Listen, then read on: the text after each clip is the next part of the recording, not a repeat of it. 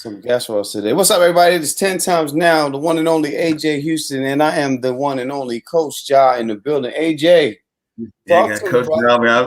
I'm just explaining to him. I said, yeah. I said we got a lot to talk about, or not, or maybe could be. Yeah, Divine Portis. I love it. I love it. Man, but how was your day, man? My day was good. My day was good. It'd be better if I could find my phone. Hold on a second. I'm gonna step away from my camera for 2 seconds. Let me get this phone right quick. Well, sometimes we are not. We do so much with our phones that it's hard to be without. But yeah, it's 10 times now. What's up, Divine Portis? Step in, chilling out. Yeah, Yoli, what up? And that's what we will be chilling out, but we actually trying to have this conversation. So if you got a question for us, type it in, and we will actually address it, bring it up, talk about it. Sure, it might even write a song about it, and no telling. Hey, who knows? I'm going to put up my get my IG rolling right quick. Yeah, man, that's what I was doing. I was talking about. I got Divine Portis on here. She said 7 p.m. She's just chilling out. Yeah, I know. It's man, it's Thursday. It's March. Seemed like the year I'm saying it seemed like it was just yesterday they overran the Capitol. You know what I'm saying? It seemed like it was just yesterday they overran the Capitol. You know, AJ, you right. It do seem like that just happened. Yeah, it seemed like it was just yesterday they overran the Capitol and ran through with some Confederate flags and some like they just outside. Like they just let your boy get free. Yeah, breath sprayed some police. When we say Black Lives Matter, they say Blue Lives Matter. I'm like, but it didn't seem like it to them at the time. Yeah, I think they forgot. It's something I learned about color coordinating. Color coordinating is a whole. Which they can't have colorblind people talking about no color matter, can you? You know what's really sad is that Black people like to claim that they're colorblind, and I don't know how. They figure that's okay to be colorblind and Black. I don't think that works in this kind of America. I mean, I don't know about the entire world, but I know definitely not in this America. I know that for damn sure. Check out Divine Portis. That's what I was saying. Divine Portis on the 6th, nothing mattered. Now, Divine Portis asked a question. She said, "How important do you think it is to know and understand rules and structures of poetry?" Well, I don't think it's important. And the reason being is because, I mean, we have how many different versions of poetry we have? Free verse, we got rhyme, we got sonnet, we got haiku. I think it depends on what you're writing in the moment. Because if I'm giving you my heart, it shouldn't even matter.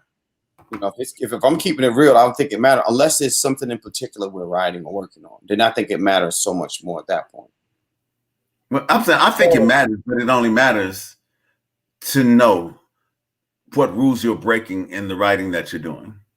Mm-hmm. And I think those are things we were taught in school. So when you know the structure and A B A B A B C A B A B A B C, you know the rules, it's okay.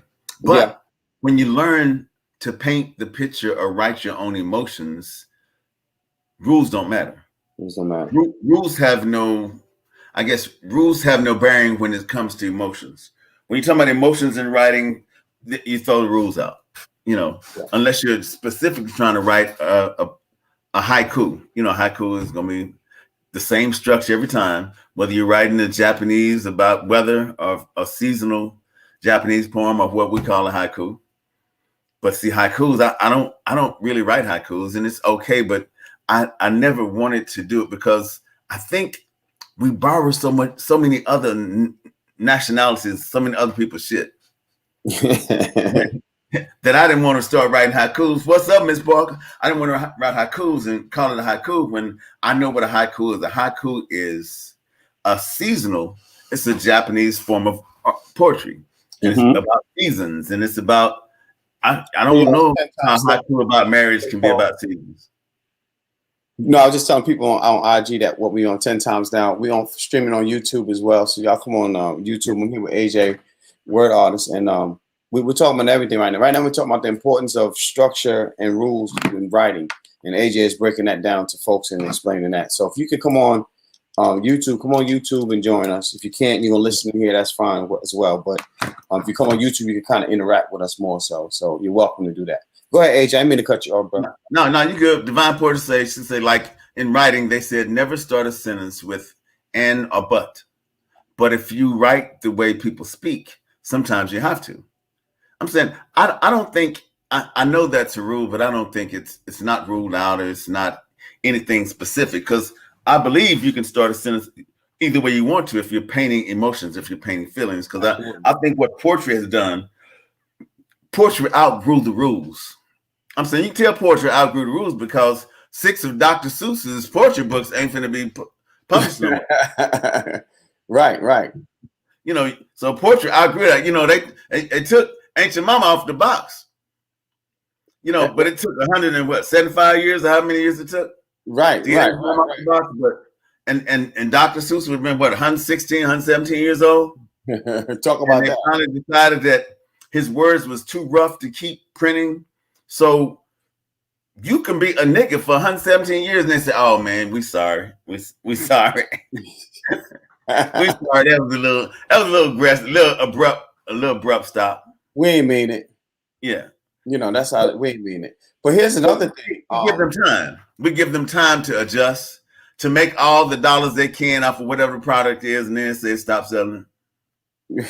But AJ, let me also address what was being asked by the poet or the writer who it was. Mike, what's good? I have a poem that starts off, "And of the birds in the sky."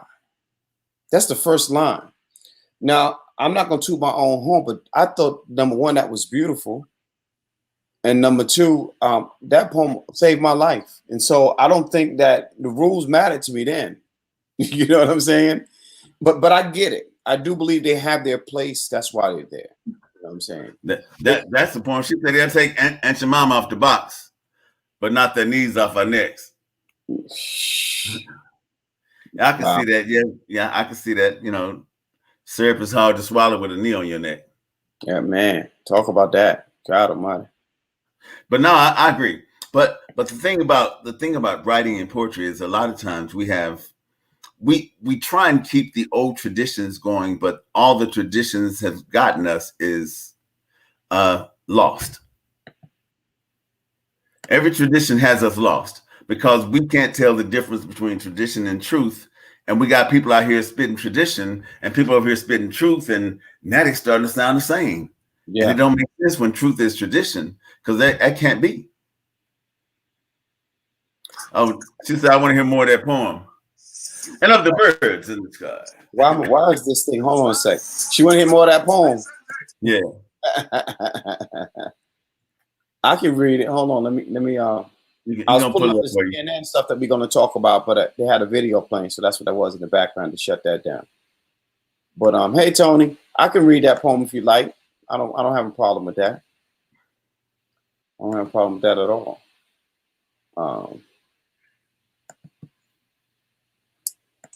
And who was that that asked for it? Divine Poetess.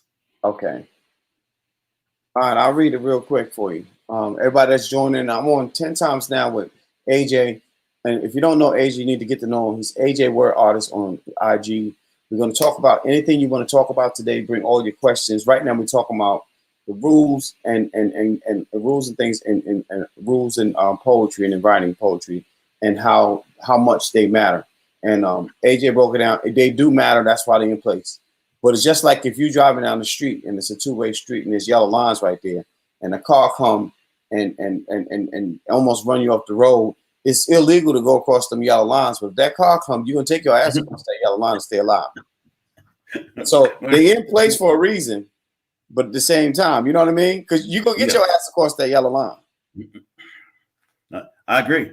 Yeah, I agree. There are rules. Well, and see me, I think you can only know what rules you're breaking in writing when you know the rules you're breaking in writing. Yeah. But you have to know what you signed up for. You have to know what's there. And she said, "Yay, yay!" You gonna read that poem? She's like, Okay. "Yay!" Like, he finna pull a poem up. I'm finna stop so he can read, so you can get this work. I'm gonna read it real quick. And of the birds in the sky, drunken by the secrets of the day, floating to a measure of harmony and falling feathers, swimming in an oasis of the Carolina blue mystery, and the air, finding a home on my brown skin, making a moment seemingly last a vacation and still be unafraid to take days when the greats fought against atrocities and 8-hour workdays. And of the secrets, the ones that have yet to find an ear, the ones that weather all 4 seasons, even if it happens throughout a 1-week fiasco that says, welcome to North Carolina. And to the writers and the scores of pens, where the ink becomes more than a storyteller, when it rewrites foreign language into government that has yet to waver, even as the ink has yet to dry. And the veterans, and the homeless, and the street dwellers, those who have built a lonely place in the heart of Uptown, where the woman finds her resting place on the very same bench every night. And the man, he who fought for his tent until it cost him everything. The man whose smile led to his poem lining his obituary in the Charlotte Observer newspaper. And oh, Charlotte, home of the bankers, home of the hustling migrants who have now taken over. Your streets are now too busy for good mornings. Your face is unfamiliar and brand new, most carrying lingos that says, I am not from around these parts. An ode to the city, still unable to grow past the Carolina blue of the day, yet large enough to cover the stories that tell us of your fancies. Ode to Charlotte, North Carolina.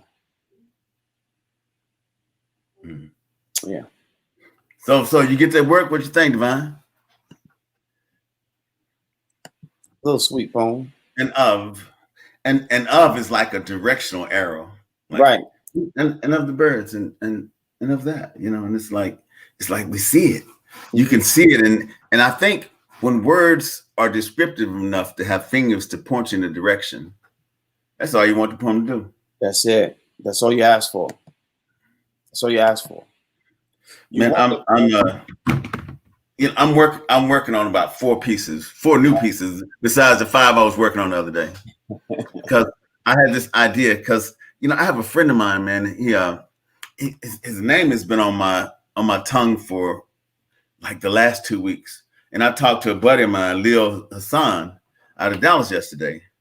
And he asked me, he said, what was the kid's name that committed suicide? And I was like, man, I was just talking about him to myself. Mm-hmm. So, and I've been trying not to write that poem. Yeah. Because I don't know how to write the poem. I don't know what I want to say, because he was a close friend of mine, and we would talk, and he would always joke that he was going to do it, or say I need a big knife for protection, Jim Bowie knife. I'm like, why? He said, because I'm scared of whatever, and it was always something, but it was always a conversation we could have that would be quelled at the end. Mm-hmm. Mm-hmm. But he actually sent out a message, and I got this message on my Facebook, just messenger. He said, man, I'm tired. And that was the first one. I'm like, tired of what? Talk to him, tired of what? Yeah. He said, I'm tired, man. I think I'm gonna do it. Oh man. And me and some other friends, and we were all trying to contact him and trying to say he had locked himself in the bathroom, and he actually committed suicide that day. And it was it was frightening, because he was I think he was just 21. That's 21 or 22. He committed suicide that day, and that was I don't know how to write that piece, but his name keeps coming up, so it's time for me to write that piece. How he comes in. Yeah. Wow.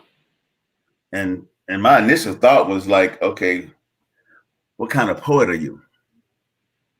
You know, how can you, you know, how does your words not work? How can you not convince somebody that tomorrow might be a good choice? You know, it might come like a backpack with straps. It might not be as heavy as today. It might not be. You know, AJ, those stories mean, when you tell me stories like that, means it means so much to me, because I know what I went through with my daughter, man. Like, you know, I can't tell you that I could have faced another day without her. You know what I mean? And so what I want people to understand, if I had to write that poem, right? That's it. Like, what if you have to write that poem? And that's what I've been trying not to. That's what I've been trying not to ask myself. Yeah. But it's like it's past time. But Divine said, she'd say, that was amazing. I saw the descent. You started with your inspired results, work your way down to pen and paper. That went even deeper to the source of the inspiration.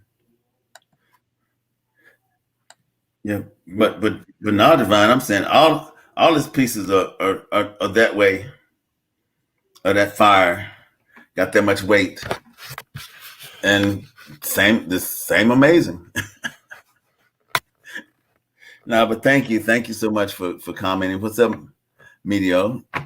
No, but man, it's amazing how pain doesn't leave us. We just find a way to balance it on our tongue, so the other words can come out and we don't use the pain as sound. And that's what I'm trying to figure out. Right, AJ, that's it. Yeah, Figure Mama, a boy, say, yeah, early 20 was a hard time. Yeah. But I'm saying it was a hard time, but I never saw it as, you know, I saw it as hard times, but never as the end times. You know what I'm saying? Mm-hmm. I always saw it as, okay, tomorrow's going to be better. That's what I saw it as.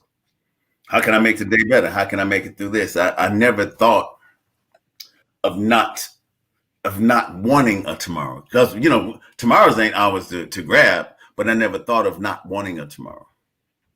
And you know, it's so common these days. Oh yeah, with school children, it's happening a lot. And I started that right. Thank everybody for tuning in on IG. I started that Right to Heal writing class because of that. And what I try to tell people is the idea. What's up, Mystical? The idea that people need to have all the time is that everything you go through in your life is a challenge. Mm-hmm. Not a problem. You're calling it a problem, you're making it a mountain now. Call it a challenge. If you call it a challenge, challenges are set for you to overcome and get past. You can go through, over, under, around, right? Because whatever that thing is, it doesn't disappear. I don't care if you paid off all your debt, it still don't disappear. You still remember when you had it. Yeah. It don't disappear. It shows up that you paid for, but it never disappears. You just don't have the burden anymore. But what if every challenge in your day is a writing prompt? There's a writing prompt. And here's the thing. In that is exactly what I teach, because now I can take my challenge and I can call my challenge Mighty Mouse or Tom and Jerry. And now I can take all of its power away from it, and they can't do nothing to me, because we make it so much bigger. You know, and it's all about the wording. That's what we miss. Like, we don't understand how powerful wording is, how powerful it is for you to not say certain the truth. Yeah, it's all about the truth. So when you see your truth, you can't take your truth back. You cannot. The truth will always be the truth. You can share your truth, but you can't take it back. Mm-mm. I read 2 poems after my dad passed, and the immediate pain of that loss left me. You know, the day my father passed, right? I'm sitting at the house and everybody's talking, a house full of folk. I'm sitting on this bed and I don't know how I didn't hear anybody around me. And I wrote a poem for him that moment. And it was like, it wasn't my intention. it wasn't my intention to do it, but it was like how that moment grabbed me and told me, look, in order for you to understand how to get past something, you don't get past it. You write it down. So you shared it with you. I shared this moment with me. Right. Then anybody else that reads or read it, I shared it with them. So what we do, we don't lose the pain, or we don't get past the pain. We share the pain, and when it's shared amongst so many people, it's like a balancing act of pain. Because now it's not just my pain; you feel it too. Yep. Despite the times, do you think we have anything like that today? I got to see like that. I don't know. You got to tell me like what? Because we just had 3 different conversations. I don't want to talk about something that you're not addressing. So tell me anything like what today, and then we'll address that. But I understood then that everybody's going to feel memories differently. They're going to have echoes in their brain of some other conversation, not the one I'm thinking about. They're going to have all these other things that you could share with somebody. And when you share it, it's like it's easy to lift somebody if it's 2 of you. Come on. But if you by yourself. Yeah. So Tribe, what up? Grown Man Speed. Yeah, it's easy to lift somebody when it's 2 of you. So as poets, we have this community now where it's lots of us. So imagine how we can lift all this pain off our shoulders, out of our communities, if we shared it amongst the tribe, amongst the group, amongst everybody, and we all had our little piece, our little part of it. The Harlem Renaissance, a hub of creativity expressed. Divine, I have a different concept of a Harlem Renaissance. And it's nothing negative. It's just that we do have that. But see, we have that right now on IG, on Facebook, on Clubhouse. I'm trying to get together, so I'm doing on my phone because we got some guests on YouTube. Yeah, I'm saying we have that right now in all these different places. We have our own Renaissance. But see, imagine if they weren't locked up in the building in Harlem. Would it be the American Renaissance when everybody sharing the glory or sharing a part of it? Yeah. So another thing that I noticed, AJ, we tend to allow people to tell us what is. Ooh, you stop that. Like we don't. Okay, even with those, what I did love about that whole era, right? The Renaissance writers and all that. It's like they said they were some of the best writers, and they said, "Come on and bring your stuff here. We're gonna tell you how good you are, how bad you are." Beautiful, beautiful thing. We have a Renaissance now. It's just what you were saying. We have that now. And so what are we doing now instead of worrying about, and it's fine too. I don't mind going back and talking about what those before us have done and what they've led, what foundation. What does your legacy going to say now? We talked about what the old folks did, but we ain't do shit. Like we have so many poets and writers here that we could rewrite history in a way that's never been written before, especially knowing what we know now, how they make history. They wash it down, they water it down, they white America it down, right? We have the ability to write it in the way that you could scrub this with Brillo and throw bleach on it. The only way you can get rid of this is if you put it through the fire because it's already burning. We have that now. What do we do? Right? Yeah. And I don't knock poets who have their own agendas and own genres and stuff like that. I get kind of heavy on saying certain things that I don't do, but let's talk about what we can do now. Oh yes, our folks are in the building. This is what I'm talking about. Yeah. Okay, but I'm gonna answer that. What we can do now. See, my thing about now, and then I'll bring them on. What we can do now is we have people that will go to Josh's page, look at his post, read his poem, say that's some dope shit. Mm-hmm. But I can't click like because I don't want people to know I like Josh shit. Right. I can't. He sent me this post and saying, "Shit, I can't share his post because then people might be following him. He might get more followers than me. He might get this." And see, we all have our little demons within us for whatever reason. See, we got to get over ourselves. That's right. That's right. If we're going to build this community, we got to get over ourselves first. We cannot be our own detriment. Yeah, that's right. That's right. And let's bring our guest in. Mike, AJ, meet Miss Diane and Mr. Lee. This is AJ. Listen, these are my family here, AJ. You're going to love having a conversation with them. Y'all have to unmute on your end, Miss Diane. Now, I saw him the other day. You did? Right. Yeah, you did. Well, first of all, welcome to coming to the stream 10 times now. So glad to have y'all here. And this open forum for us to talk about all the things we want to talk about. We definitely want to talk about those 2 articles at some point today. Okay, but first, introduce yourself. Introduce yourself. I got him. So I'm going to let y'all say who you are and what you do, and then we're going to go ahead and we're going to open up the floor to talk about some things. I am excited right now. What's up, Brother John? My name is Lee Little. I'm from North Carolina. I work as a political consultant. I'm delighted to be here with my brother in the spoken word. He's one of the true poets on this earth. And so I've always been attracted to that. And so he said he was speaking on a few critical issues or issues in general. And I'm just here to join the conversation. I'm delighted to be here again. So, hi, I'm Diane Little. I'm the better half. And I met Ja at the Noda School of Arts, where his children were there, and I was on the board. Actually, I was the director of the board. And the immediate connection between me and Ja, especially when he said he was from Brooklyn, and even though it was like the 2nd largest city in the world, I knew we were family.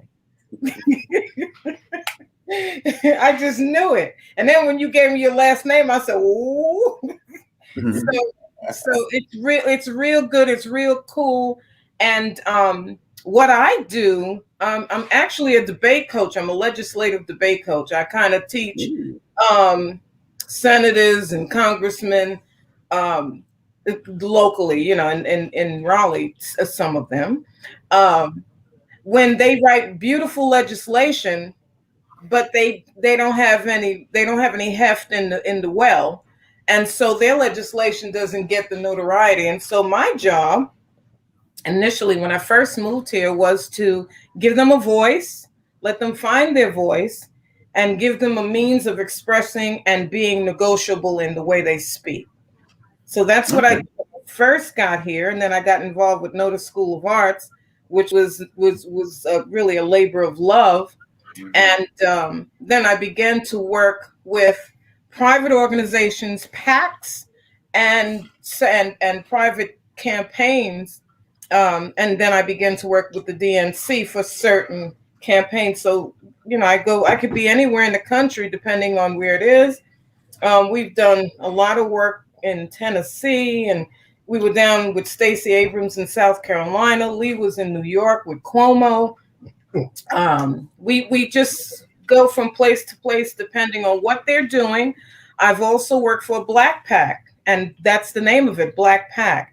And what those rich African brothers and sisters do is they put their money in communities where it's necessary. When I went to Tennessee, I left the McCready campaign to go there because they told me that in Nashville was the state in this union that had the most unregistered African Americans who were eligible to vote.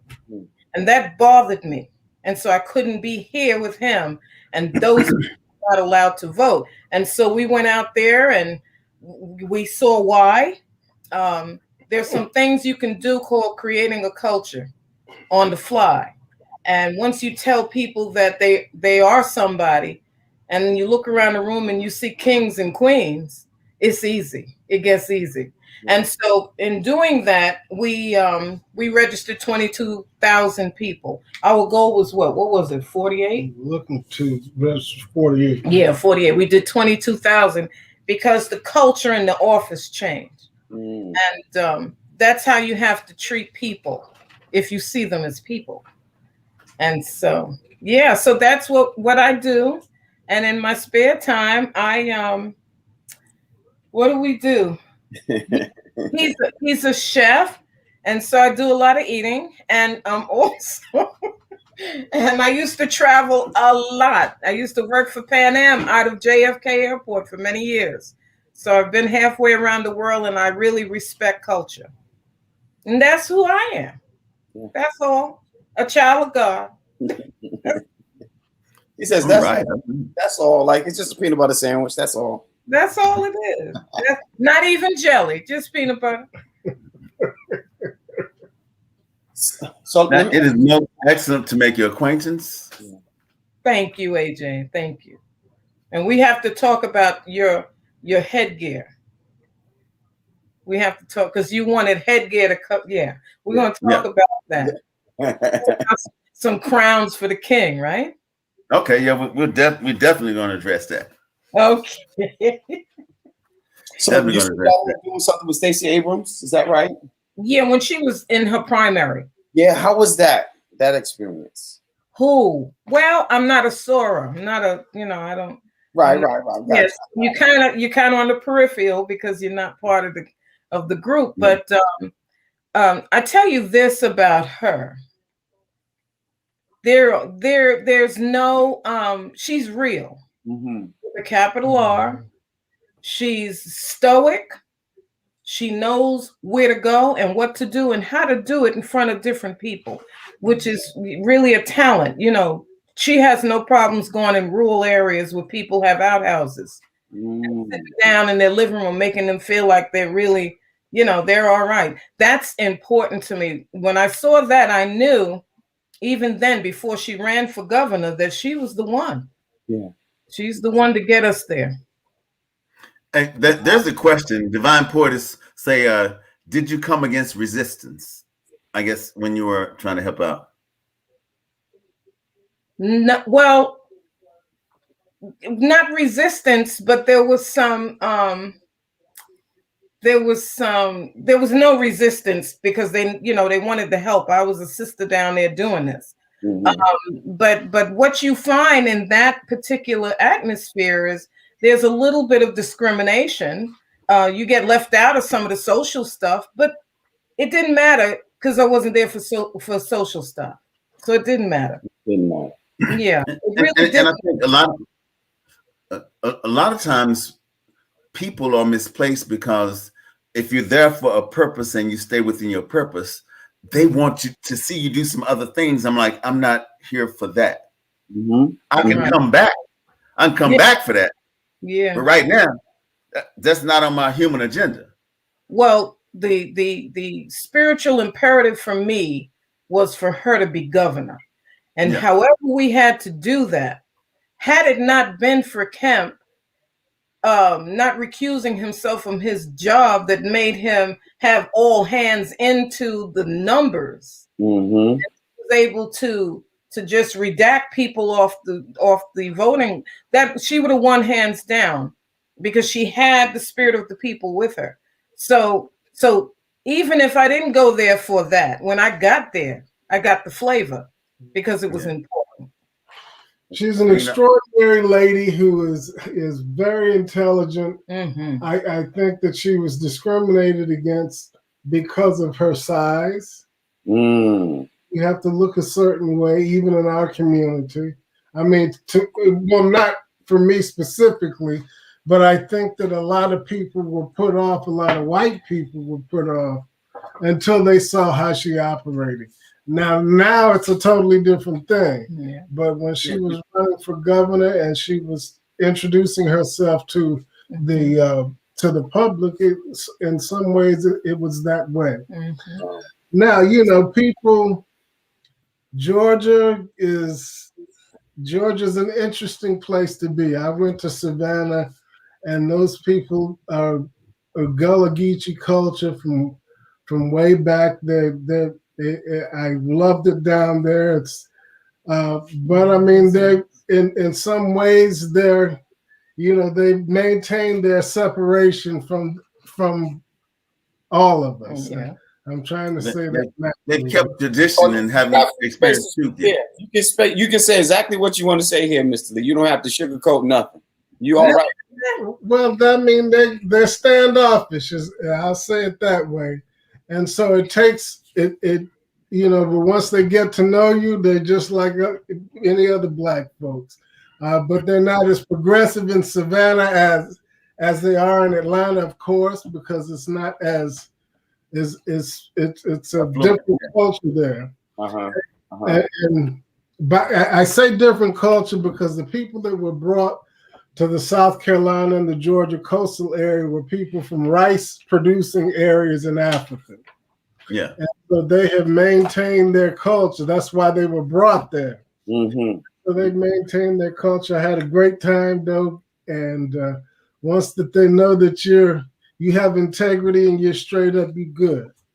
So I enjoyed it, but I think Stacey's going to be a huge, we're going to need her this next election because I don't know whether you've watched the news, but what is there, 165 bills in 25 states where white people are trying to prevent black people from voting, and that's real. No, that's a short number. That's a short number. 250 in 43 states.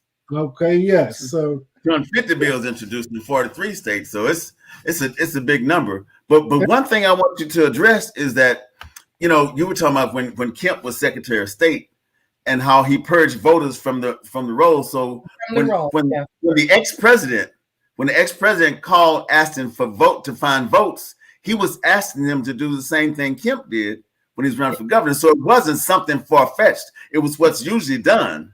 Yeah. So everybody was like, he just want to find 11,780 votes. No, he know how they can get 11,780 votes. Exactly. The same way they did last time. That's why he called. Because he wasn't going to they did last time, but Kemp ain't in charge. He don't have a yes man in that position no more. That's right. Listen, let me tell you something. We just got off. That's why we're on a little late. We just got off of a Zoom with Jeff Jackson, who is seeking the Senate seat that Burr is going to leave. I have my opinion about that whole thing, but I tell you what he did say is that his campaign went online on Stacey's website and got her organizing culture. He got all of that. What they're learning and what Stacey taught them is you don't wait until 6 weeks before campaign to start besieging people with paper and people at the door and all these phone calls that drive people crazy. What you do and what Stacey did, she knew that, and she took a page out of Chisholm's book.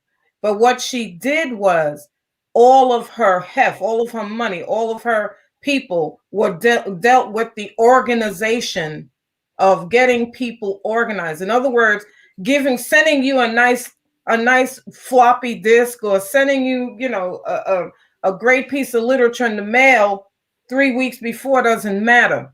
What matters is that you have organizers who go out there and pull your people together. When I used to do that in New York, what I would do is go to the nosiest person in the neighborhood.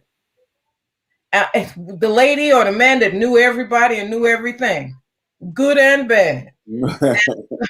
And so, but that person, I had buttons that said block captain. Oh. And that was my block captain. And that person, I put them on the nosy tip.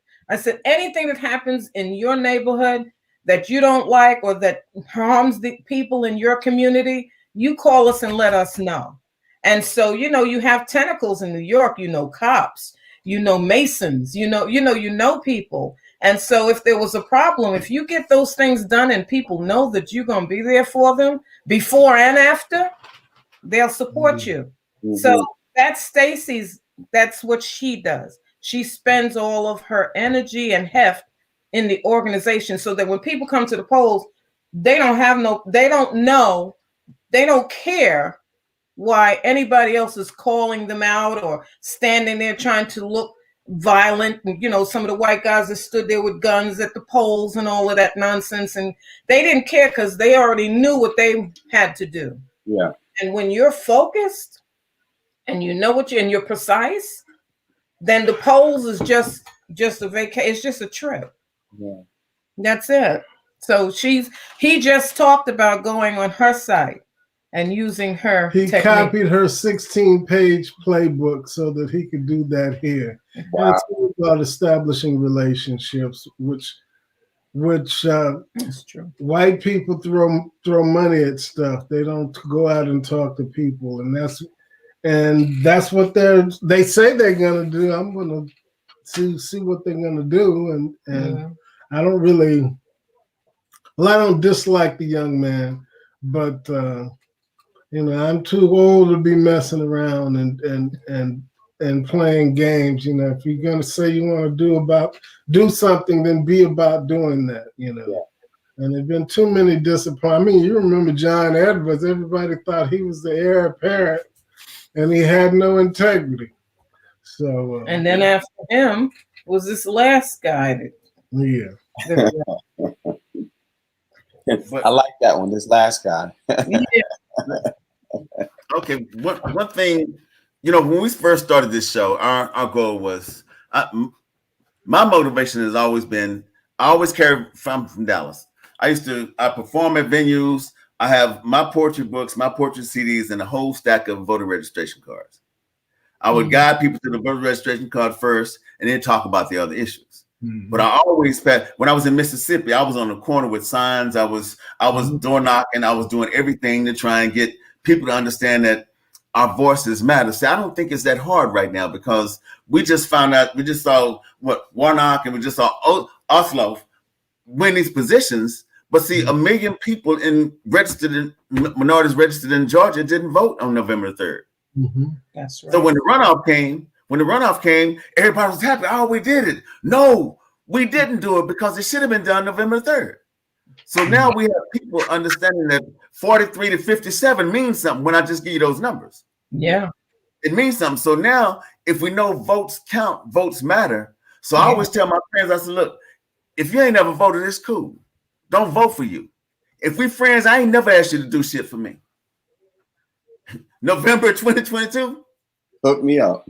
Hook me up. That's it. Yeah, that's good. And having voter registration cards is innocuous. Nobody can blame you for wanting people in your country to vote. You don't have to worry about partisanship. And it's the best thing to do, especially if you're African American. Others will come over to you just to be inquisitive and see what you're up to. So yeah, that's a good thing. Lee, when he was a probation officer, he would go into jail and register people, because you're innocent till proven guilty. Yeah. So he would go in there and register those people, and some of them got out in time. Yeah. I think I have a poem that says, why do black people love Lincoln and love Gandhi, but don't love black enough to cast a vote? And it makes so much sense, because we talk about, Lincoln freed the slaves. Well, let's look at that for a minute, because we know why he did it now, right? If we didn't know before, we know exactly why he did it. Oh, yeah. But the fact that he did it allowed us the opportunity to cast a vote, so we don't have to worry about them having to do that shit again. That's my whole thing. Because if we don't vote, we don't know what they're gonna plan to do on the next run. You understand what I'm saying? And now that they're listen, they pulling their trousers up perfectly, the suspenders is fitting right. They at your front door like, look, this is how I feel. I ain't never changed. And so we got this many people who did not vote. How do we persuade them? Okay, you went halfway, right? But you don't win the race halfway through. You still got another leg you got to go. You still got another, you know what I'm saying? You still got to get down to the other end of that basketball court, because the game ain't over. That's right. What do we have to do? And this might be the $1 million question, to get black people to say, okay, I voted, and I'm going to make sure I show up to make this next vote. I think the mail-in ballots was a genius thing. Because I know if they turn us away at one place, that's our vote. It's over. Yeah. They're going to another spot. And so I know that had made the difference, right? And AJ makes a joke. He said, I'm trying to figure out how they had all of these places that, how you say, AJ, that was illegal voting places? Yeah. Yes. The argument in Congress wasn't that our votes were illegal. First, they said what happened is they they erected all these illegal polling places. So the votes weren't illegal, just the places they voted was illegal. The votes was fine. It was the places that they did. You know, but it was how they had a directional argument that wasn't directed to us, but it was directed to us. Yeah. You know, there is beauty in our documents, and the Constitution allows for us to have that freedom to vote. To cast our vote is a very sacred, and for African Americans, it's a very precious thing. Yes. When I go and do it, I take my grandma with me. I take my uncles who are no longer here with me. I take my dad with me when I go and vote, because this is what I know that they would want me to do. So that part of it, I'm very, very sensitive to. What I do know is that these people, they can't do anything to the Constitution, so they'll do it to you. Yeah. And you asked the question, and I believe for me, the overarching answer is education. Yeah.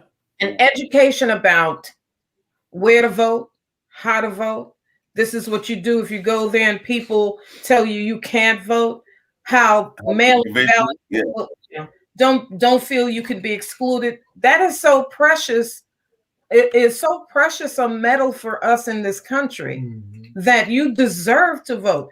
Once Black people realize that that it's something of value, that they deserve it, and once we start electing people of substance who are not just getting in the office and the next day they're planning their re-election. You know, when you take all that away from it, then we realize that it's a value. So now when Black people go to the polls, and if they don't, you know, COVID is horrible, but it helped us to not have to go to the polls, because there's something intimidating about that to some people, and you've got to meet people where they are, and that's real. But to take that animus out of the whole act of voting and allow them to mail in their ballot, there's nothing wrong with that. You would think that this country would be more for more people voting than less. But remember, we had a very, very sinister, evil person in office, and what he brought out was that this country is attempting to be an oligarchy, a capitalistic oligarchy. The fewer the people that are in charge and that vote, the better for them. Yeah.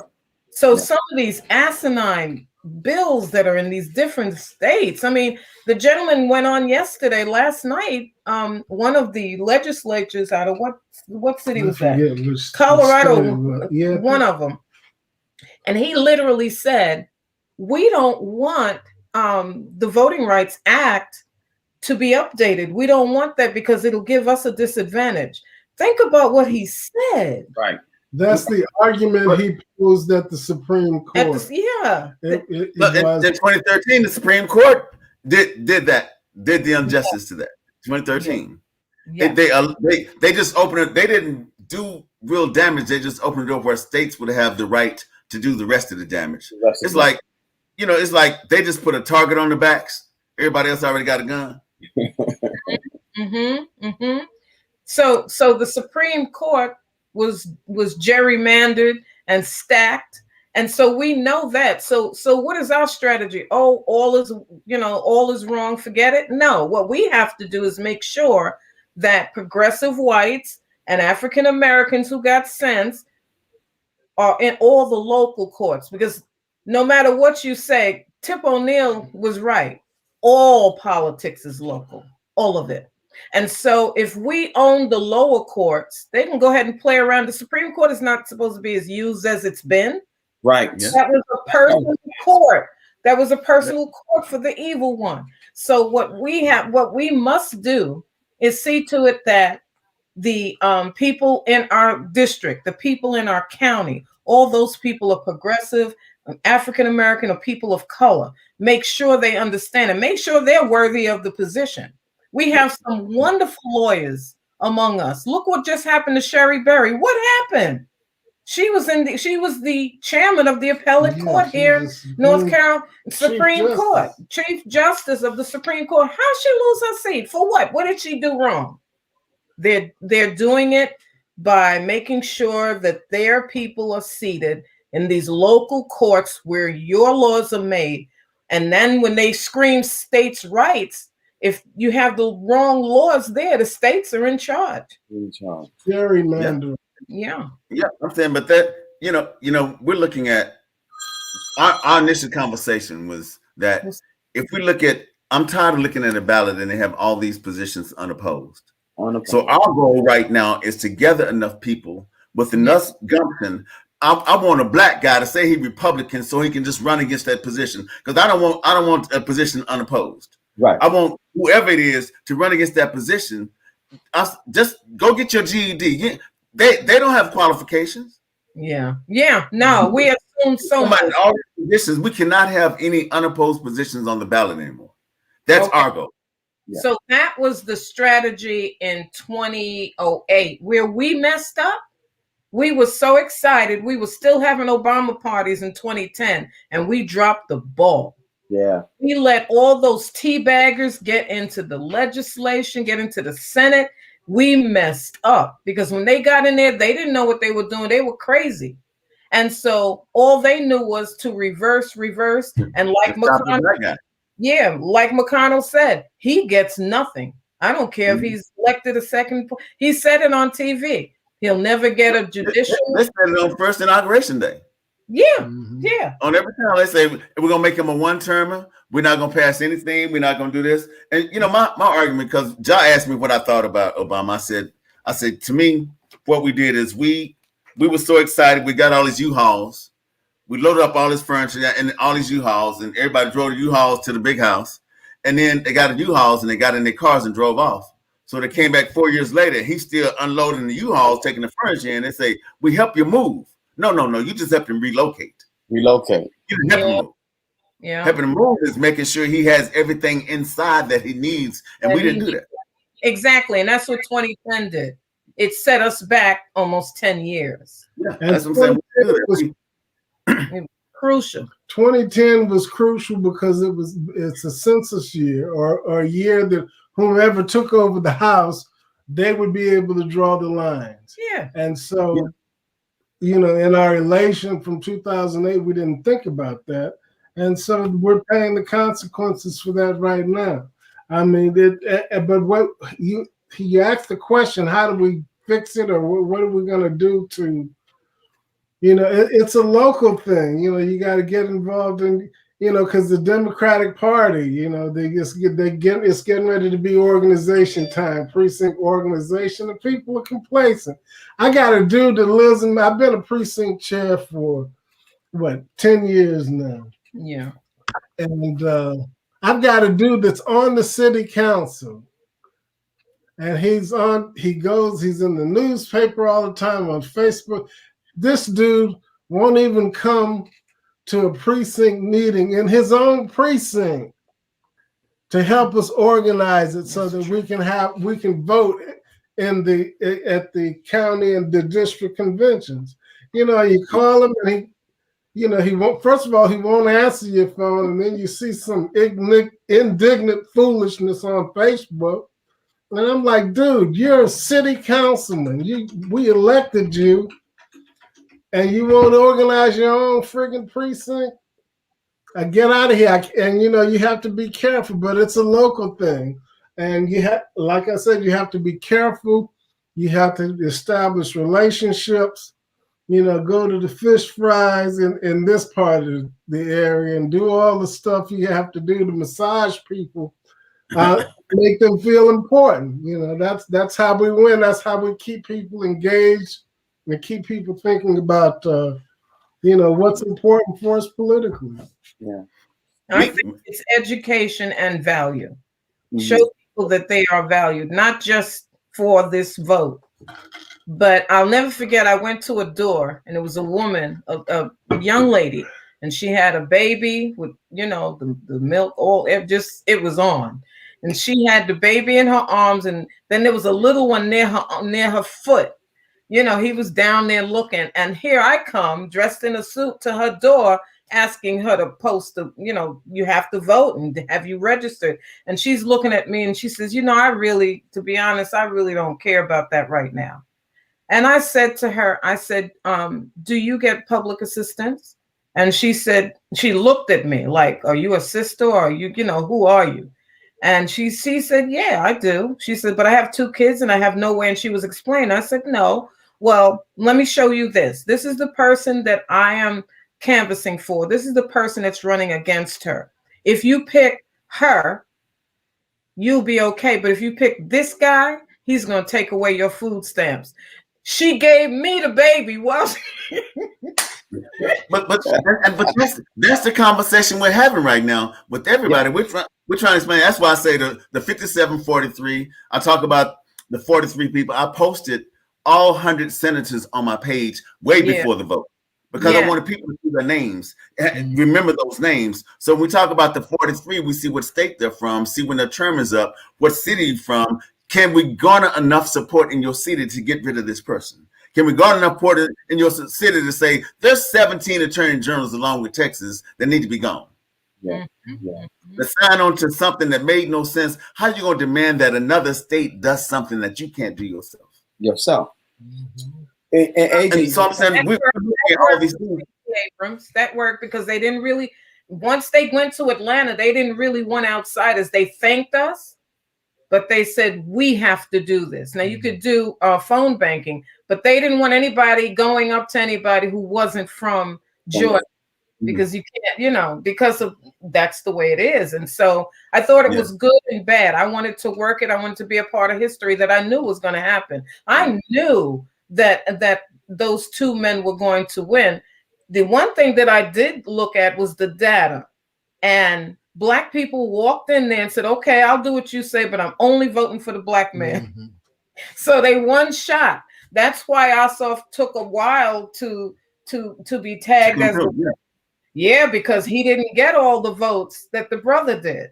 And we have to learn that's a bad strategy, because it could have messed him up and we would not have had the Senate. So what you do is you explain why these 2 men have to be there. Because what they did was they came close, and now we have a simple majority, a tiny majority. And see, that's the class of conversation we need to have. See, we need that class with you in that conversation, because there's some things we're trying to do that you can guide us in the right direction to get it done. Because see, our goal here is that we have an opportunity.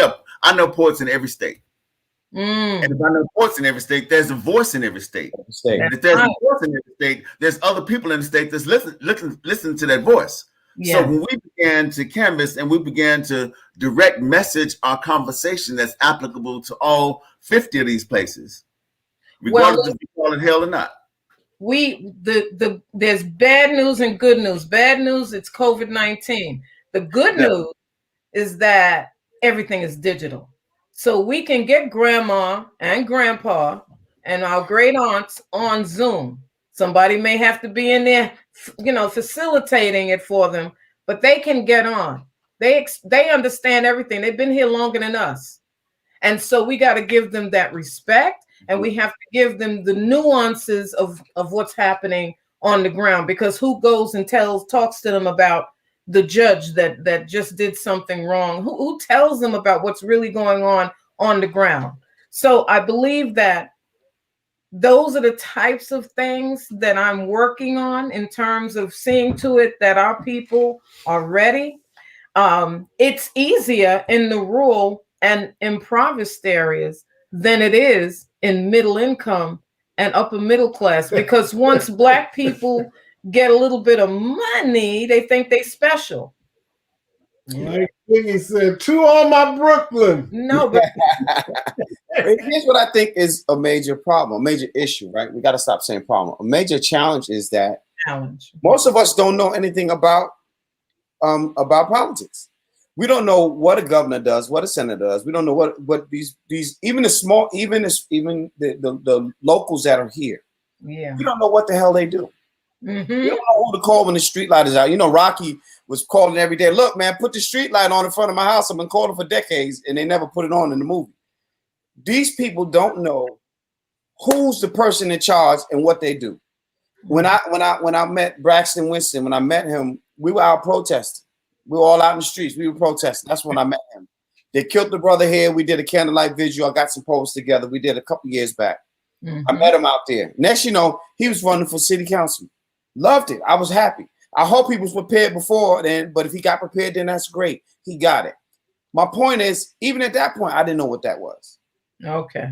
And so there's a lot of people that when they go to the voting polls, what they do? I'm just going to hit straight Democratic ticket.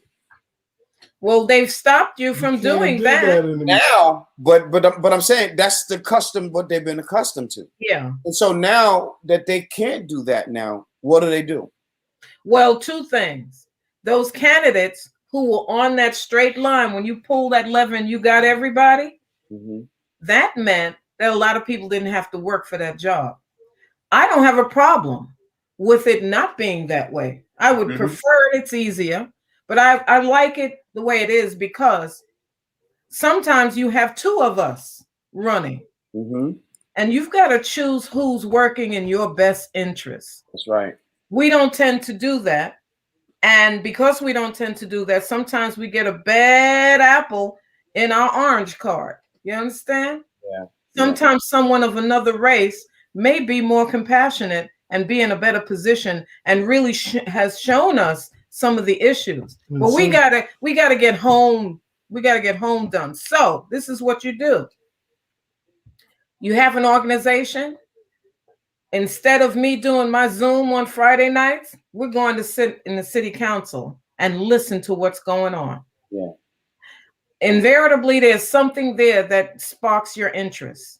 And you may go back next week or next month, and you might go back the month after. And then before you know it, you begin to know the players and you know who's strong, you know who's complacent, you know what makes a difference. Does it make a difference that the mayor is there and she can cast a vote, the deciding vote? And if it does, what is she thinking? Because at this point, you know, so I think that's why I say education on all levels. Yeah. And right now, we should be educating people for 2024 and 2022. Yeah, they better be on the ground now. Yeah, but I'm saying that's our whole goal is see, even now Braxton is running in November of this year. Yeah, we're trying to get people ready for November of this year. You know, because we need to know when, what, and who every time it opens. So our only goal is that we start now addressing the issue so people can come and see John and I sit on here. They know we're going to bring up elections. They know we're going to talk about somebody that's running for office now. They know we're going to talk about 2022. They know we're going to talk about 2024. They know we're going to talk about people that ain't people like all these people on here. These are the 43 senators that voted no. Okay, good for you. The state they're from. And like you said, that was it. Down here says there's 43 states, but 43 states, more than 250 bills with provisions to restrict voting. I'm saying this is what we're doing. We're doing our homework. We have people that had homework the last time we did this that need to show their homework. Yeah. Because they just had to say, okay, who's your representative? Who's your senator? When is the seat up? You know, did your attorney general vote, you know, move along with Texas? So all these things we're asking people to find in their own area. So I'm not trying to search your area. I'm trying to search you to search your area. Yeah. So we get everybody aware of. Yeah, there's some information that people can't get a handle on. It is the mechanism. It's who has did you know the commissioners have more clout than a city council? You know what I'm saying? So when you don't get what you need in the city council, don't stop there. Go to the county commissioner. And then if you don't get anything there, go to your legislature. Who represents you in your district? In the 12th district, do you know? Well, no, you don't live in downtown Charlotte anymore. But who's in charge of the 12th district? Does anybody know? Alma Adams. She's been there forever. Wow. But she represents all of Charlotte. Oh, wow. Yeah. What they did when they redrew the district, they said Let's just put on black people by themselves. Let them have She a district. represents Northwest Charlotte. Yes, Northwest Charlotte. Well, there's not much of the South left. What you got? Mint Hill? Who's there? Yeah. So, I shouldn't say.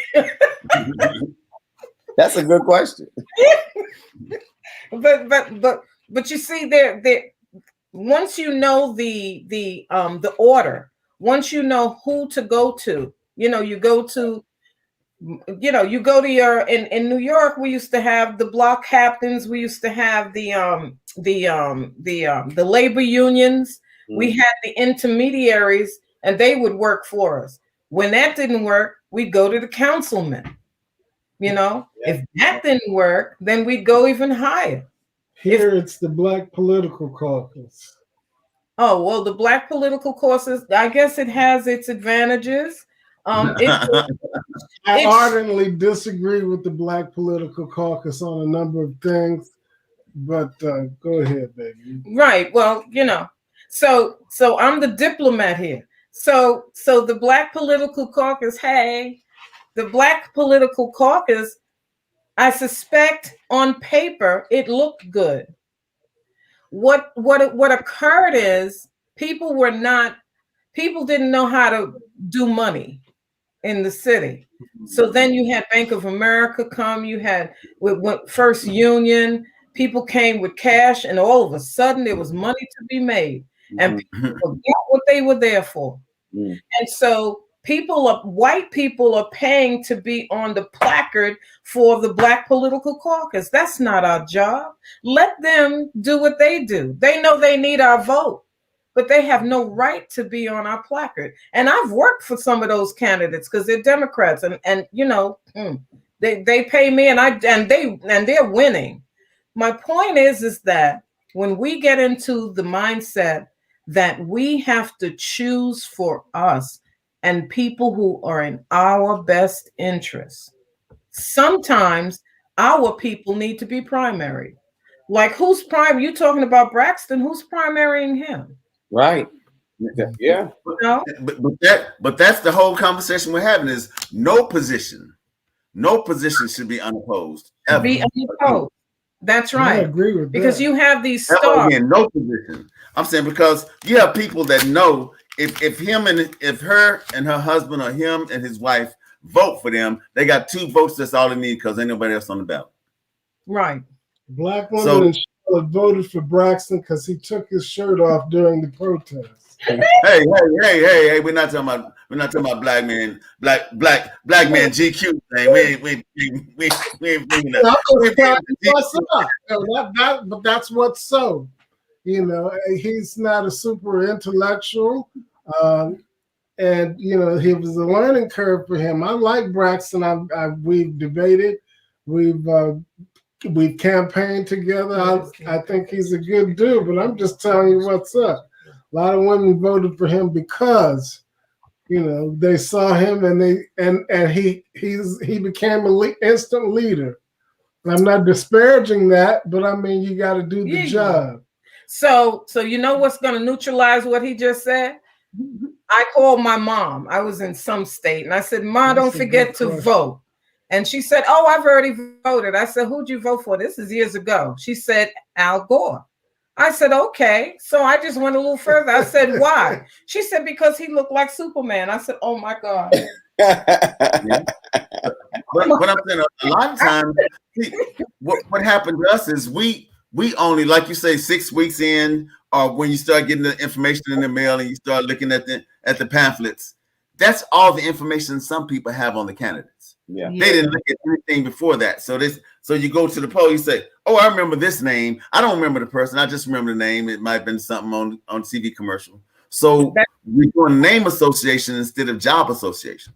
Yeah. So name association is big. Matter of fact, some people just run to get their names out there because they really want to run for something else. That's how deep it is. I remember when I lived in Florida, there were a multitude of candidates running for my city council in Oviedo. And one gentleman came to my house. He was way to the left, and he was environmentalist and all of that. And he came in and he sat down and we talked. Well, he wasn't my first choice, but when I went into the booth, I voted for him. He came to my house and explained some stuff. Right. You know, because you had a personal connection. That one conversation. That's why people come to your church. When your church, that's why I tell people when these big cathedral churches and all these people register to vote, a candidate gonna visit your church because they know the percentage of people in your church is registered to vote. They're gonna come and they're gonna do the offbeat hand clapping and the back step, and the back step, two step, and they're gonna get up there and they're gonna say some things that's an amen and a hallelujah, and they're gonna go on and you're gonna go vote for him because you say he came to my church. Right. Listen, when I start a campaign, when someone has started a campaign and they call me in, the first thing I do is my demographics. What's the racial demographics? And what's the age demographics? And if there's a sizable Black community and I can get them to vote in a block, that's a win. First thing I do is get dressed and go to every church that's there. Exactly. But I'm saying, if your people in your church ain't registered to vote, ain't nobody coming to help y'all. Exactly. So you hire people to start doing in the church. You hire people in the church to do voter registration. Sometimes spread the love. Yeah, sometimes the pastor will allow you in the vestibule to have your voter registration, and somebody's in charge of that. You hire somebody. We don't have to do things for free. The work I'm doing now, I did for free for many years in New York. Sharpened my steel, but I didn't make the money. So I'm monetizing what I know. And so I would hire them at $15 an hour, or hire them at $50 a day. You bring me a certain amount of voter registrations, let them be filled out. You train them. And that could be a job for some 16, 17-year-old. You have to value people. When they see that they are part of something that's moving forward, they'll get even more involved. I have a young lady right now. I just did a reference for her. She's going to the Yale School of Candidacy, a sister.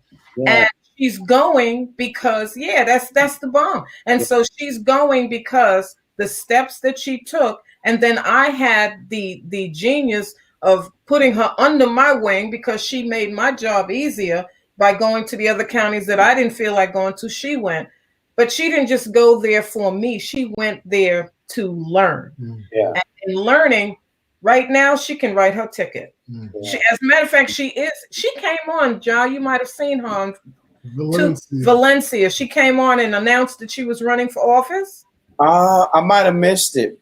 Okay. The name was familiar. I don't, she's running. So now I'm just, and the school, the Yale School of Campaigns and Candidacy, she's going this summer. So when she's finished, I'm gonna tell her, you don't need to be nowhere but in Washington. That's where you need to go next. Because that's where she needs to go and understand how they play the game in Washington. It's politics is a nasty business, but the reason why it's nasty is because it's so valuable. It's so valuable. So listen, this question is interesting. Yes. What is the impact of gentrification on our voting strategically? That's an excellent question. So now we have to break it down. Who likes gentrification? Who likes it? Wow. Gentrification is not anything that anybody Black needs to be supporting. Right. Because what it does is it does what we see. Lee was here years ago when the wards there were all Black people downtown Charlotte. Now nobody Black can even afford to be there. States Avenue. Yeah, all those avenues. So what she's asking is, how do we get around gentrification? First of all, these people who are these builders and these people that are building these places, we need to go and talk to the CEOs. We need to go talk to them and say, excuse me, this is what you did. This is part of what we want. And you got to have a petition. Yeah. What we want in our community, because you're building here. Why don't you build a park? Why don't you build this next to it so that both communities have something? Because what you're doing, you know, you're inching us out. Also, we have a, then you give them your numbers. You know, we have 7,000 people in this area who are African American. Y'all just moving in. Mm-hmm. So what we want to know from you is how can we come together and collaborate and vote for the people who are thinking in our best interest and yours. Yeah. Now, that's pure politics. Got to have somebody that knows what they're doing. But what that does is it makes them know that you are a viable force, that there's but so far they can go. Just so far they can go. They have the money. So what are we going to do? We're going to let them know that politically we can destroy your businesses in here. Yeah. But you go in with a petition already. You said we got the signatures. Yeah.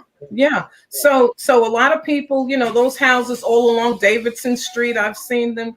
Yeah. Unfortunately, as the older people die, they take over those houses because their children don't want them, or they're on drugs, or they're on vacation, or. And so what you wind up having is somebody gets a house where a couple of houses, and they build this wonderful building on it, and it costs $7,000 a month or $8,000 a month to rent there. But they bought those houses for $33,000. For penny.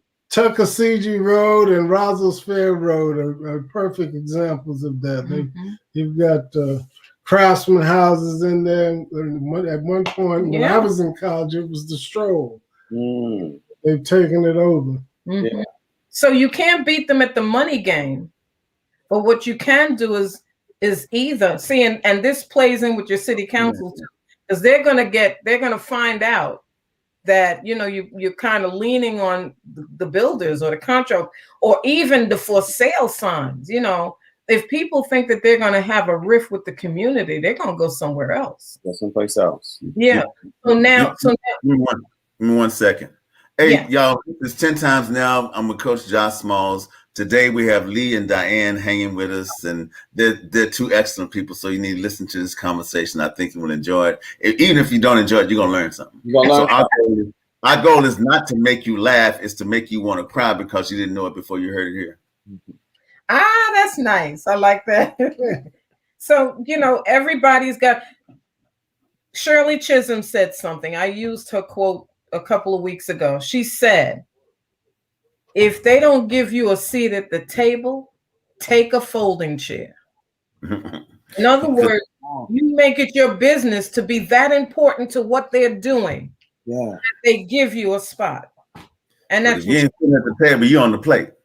Yeah, that's it.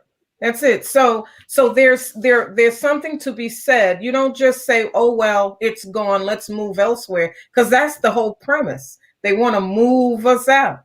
Yeah. They want to move us out. They did. Look, I can't even, it breaks my heart about Brooklyn. I don't even recognize. I saw someone white sitting on the steps of a brownstone, and I made my cousin stop her car. I said, wait a minute, what's going on here? She said, what? I said, there's a white boy sitting on what is that? Because that's strange. I thought it was a group home or something. And she said, oh, no, cuz. She said, Brooklyn, this part of Brooklyn here, she said, it's gone. She said, they're buying up everything. And it's because of the loans. I remember years ago, my dad wanted to go to Park Slope and buy a brownstone. That's when Brooklyn Union Gas was giving for $1. You had for $1, they would give you a 3-story brownstone if you could prove that you had that you could get the loan, that you had that to renovate it, because they weren't giving it to remain like that. Right. And I remember my parents going back and forth about that, and my mother won. And I wish I'd be a millionaire right now if my father had purchased that, because you know, Park Slope, you can't touch that. Those are $1 million brownstones. I have a girlfriend who lives in one. It was 1.2 million. And so, you know, the foresight and the ability to do that. But mom wanted to move out to Queens and buy a house. Her thing was land. you know. So with that, what I'm saying is that you can't stop the movement. Right. We're going to progress. Yeah. But if everybody makes money off of our stuff, Everybody. what's wrong with us? You have got to do it. Now I'm saying what's wrong with us is that we never participated. See, I always tell Josh, say, look, we call this home, but home is, like home, you find a house, you say, okay, this can be the kitchen. This we can do this, we can put some drapes here. You design what home look like. Yeah. See, we were drug here in shackles, came out, then they say we're free after we've been on this one place for all these generations. So now we're wandering around like we don't know where to go because we don't. So we get this house and we call it home, and we didn't understand that. We keep telling people that they taught us how to make a bill when we were kids on cartoons. Yeah. I'm just a bill, and we keep asking people to make a bill for us, but we knew it takes 60 votes to ratify anything, 38 states to bring any other thing in I guess, an amendment or anything on the Constitution. And we keep asking people to do it for us because we never participated in this home process. That's it, right there. We call the place home if we haven't if we didn't sweep the carpet, if we didn't put no drapes on the windows. How are we gonna call it home if we ain't done that to it? Right, you're right. But you have to go back into the late 1800s when, after the Emancipation Proclamation, we had Black congressmen, we had Black senators, we had districts of Black people, so we had clout. Yeah, 14 years. Yeah, we had clout. 14 years. Yeah, 14 years until they made that agreement in 1876. Oh no, they took back the promise. That's what they made that agreement. The agreement was, okay, we're gonna let you be president since those other states didn't participate. If you just remove those men down there protecting Reconstruction. Right. And then you had at that time Lincoln was gone. So you had this Confederate vice president. And so he was down with it all the way. So you didn't have any problems with the executive branch. And the Supreme Court was still trying to figure out whether we were 100% or 3/5 of a human being. So they were busy. And so we lost that. And so knowing that part of our history should give us pause and make us proud to know that there is nothing wrong with us. There's something wrong with them. Yeah. And so because there's something wrong with them, we have to get back what was taken from us. How do we do that? We leverage where we are. We leverage who we are. There are so many different things. School board positions, they're not hard to get in little cities. So get on the school board. Then like that, when I get a call from a father who's upset because the school said that you have to live on this side of Raymond Road as opposed to this side of Raymond Road, and now their child has to get up at 5 o'clock instead of 7 o'clock, you have somebody who can walk into the school board who has made friends with the superintendent. So you can't do this to this man. This is an upstanding family. You have somebody who can talk to them. And even if they have to make an exception, you get it done. Because that's what our needs are. Yeah. We get our needs. What a waiver is. Yes. Sign this waiver right here. We're gonna waiver you in this process. There you go. There you go. Yeah. So but do we have that kind of value? Do we think that much of ourselves? It's not a big deal. You go and sign up. If you don't have the money to run for office, go do a GoFundMe page or just go to a bunch of people around in the neighborhood and say, listen, it costs $25. It costs $50 for me to register. Would you help me to register for this? And this is why I think you should help me register. I see this. We have the highway has no potholes. Our street is littered with them. There's drugs in our community. Down the block, there are none. We're in the same community. There's something they're doing that we're not doing. We got to stop this. You have babies. So once we begin to care for ourselves and know our worth, then we have to finesse and strategize on how to get in. You sit on the school board.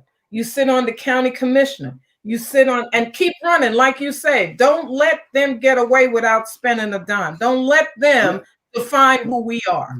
The magic word you said is care. Yeah. Because we have a lot of people that's waiting for somebody to tell them what to care about.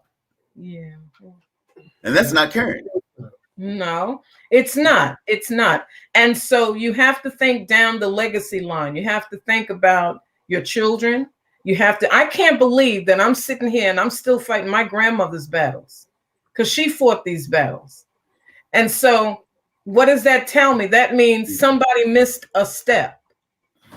Somewhere along the line, a step was missed, right?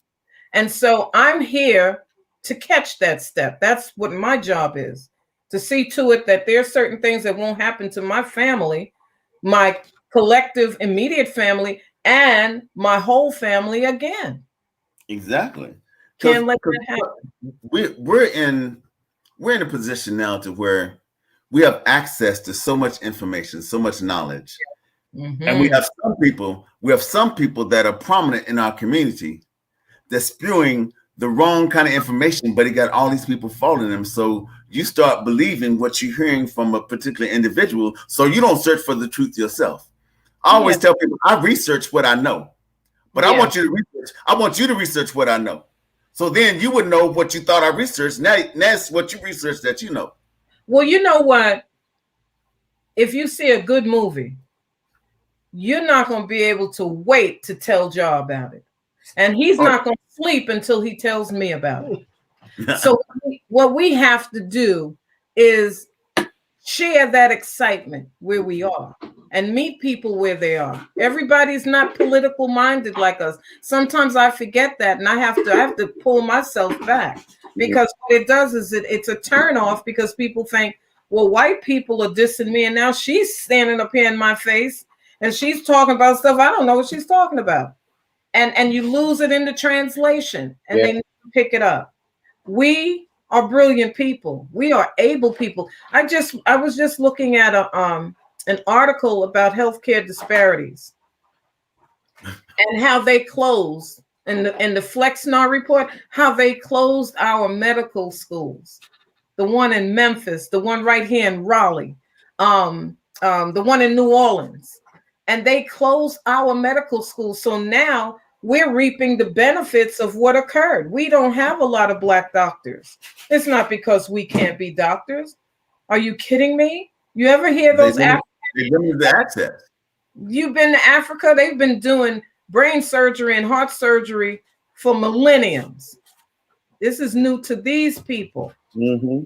What we as a people, we don't have to, people talk about all this big kumbaya moment. Do we have to stick together? Yeah, why not? Why not? I've drank enough Navy grog on St. Patrick's Day to know that when people stick together, things happen. Yeah. Okay? So there's nothing wrong. What we have allowed other people to do is tell us that we don't need to be together. But yes, we do. We really do. Yeah. And so I'm so proud of Black Lives Matter. I'm so proud. I remember when they were calling me out, I said, look, I'm gonna get the money to get you out of jail, but I'm not walking and marching no more. I've done that. But I'll collect the money so that when you go to jail, I'll get you out. Truly, we do need to and I think, and I'm so proud to know Ja and the things that, because a lot of things that we do, we have poetry denoting everything you're talking about right now. Yeah. Is it a poem? Is it something? So our job is to give you something that would intrigue your mind. So you say, I don't know if that's the truth, but I kind of got to find out. Because it sounded like some bullshit to me, but let me check it out. Check it out. So my goal is to write something that angers you so much. Yeah. You have to write something, and when you start to research what you're writing, you're gonna sound just like me. You have no choice. Listen, the other night, and I've known John long enough, half of the stuff I might have already heard, because I used to go wherever he was. We would do as much as we can, me and my husband, and we would just sit and listen. So we know his stuff. And then, we kind of come from this stuff. I grew up 2 doors down from Russell and his brother, Russell Simmons and Joey. Around the corner was LL Cool J. I mean, we grew up with that type of creativity, so it's not new to us. We love it. But you come here and you think to yourself, oh, well, you know, that's not me. Yes, it is you. That's who you are. That's your story, like Ja told me the other night. That's your story. Those types of creative words. If you stop thinking that you're stoic and you know that you are a rhythmic people, there's nothing wrong with finding things in the rhythm. That makes you closer to the earth. That makes you original man. That's who you are. Yeah. You can deny it if you want. You can dilute it if you want, but that's who we are. There's nothing wrong with who we are. What's happening is what we let in. Yes. Oh yeah. It's what we let in. What we let in. Now, you know, I one of my favorite quotes of mine is, it says, repeating after echoes will not make you a mountain. And we always have a whole lot of people repeating stuff they don't even know the origin of. Yeah. And then the people that know them start repeating what they heard. So now you got this story going around that has no merit, no truth. And now it's hard to dispel what you said. My best friend told me this. And it's like, well, let me talk to your best friend, because we need to get the source. Because if we don't get to the source of this matter, we ain't gonna never correct it. Well, I had a interview yesterday. I think it was on Lady V. Two Teams had a live. I was on a live, and after I did my poem, she said, "I have a question for you. What it wasn't what you want your legacy to be, but that's what I heard from the question she asked." And I told her, I said, I want to write something that 200 years from now, it incites some kid to go do the right thing. Yeah. And I said, if that's not the goal, I said, with all of these poets that write phenomenal work, if they're taking things like the point of no return and making it seem like it was a freaking vacation, if we can't address that, what are we writing for? Because 200 years from now, some kid is not going to know that he had an ancestor that went to a place that they call a point of no return, and he never saw another person he knew in the rest of his life. Wow. So the other night when you did one of your spoken word poems, I'm sitting there and I'm enjoying all of it. And what did like this to me was when you said da da da da da da da, tying a noose around your vote. I said, oh my God. Oh my God. Tying a noose around your vote. That's exactly what's happening. Yeah.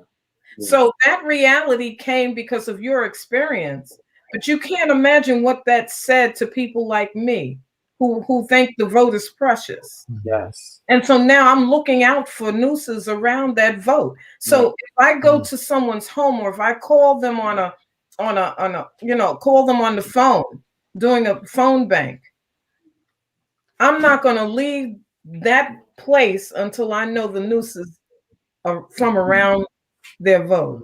Yeah. Even if they're the ones who tied the noose. Doesn't matter. Doesn't matter. A lot of times that's our problem. Special. Yeah. It's special. Yeah. I know that was, that's what did it for me. Yeah. That inspired me.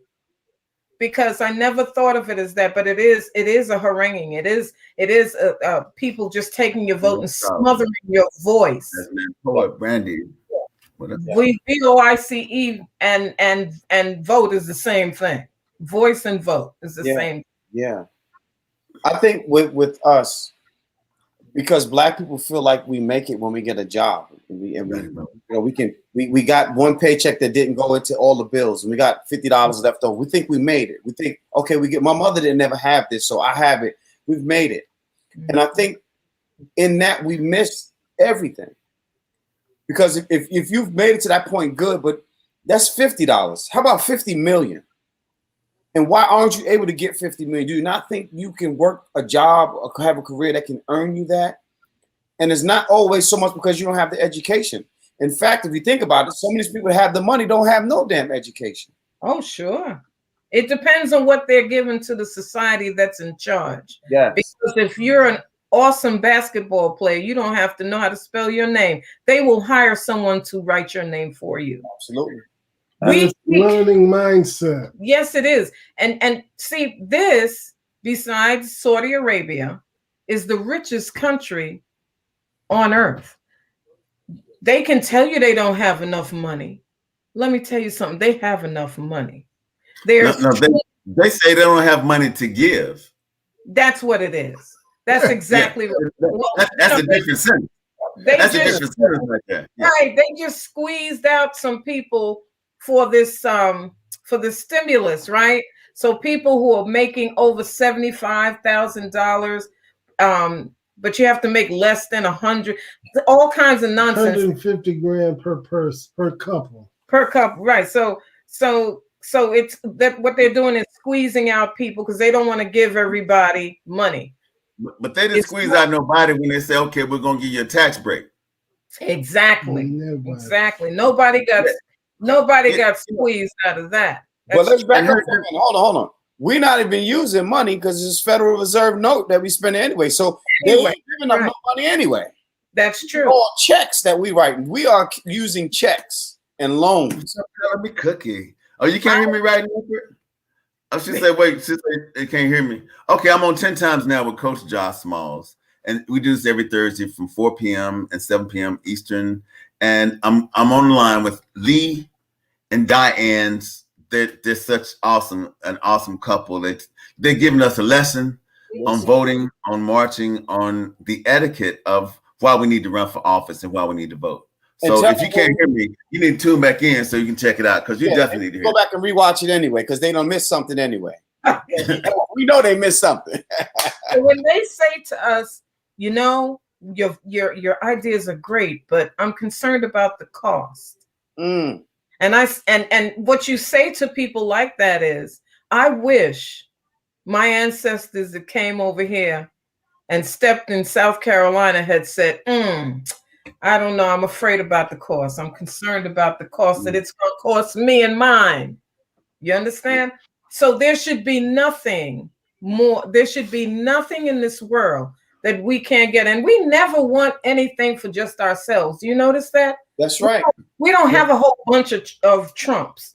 We always want it for our surrounding, our environment, our people. We always, because that's who we are. We're communal people. Like I said, closer to the earth brings you understanding of what it takes.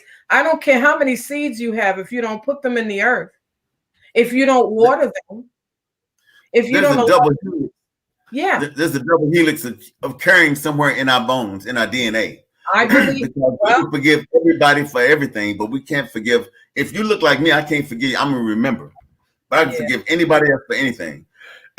So until we understand that it is up to us, that everything is up to us. I'm saying it's up to us to be about us.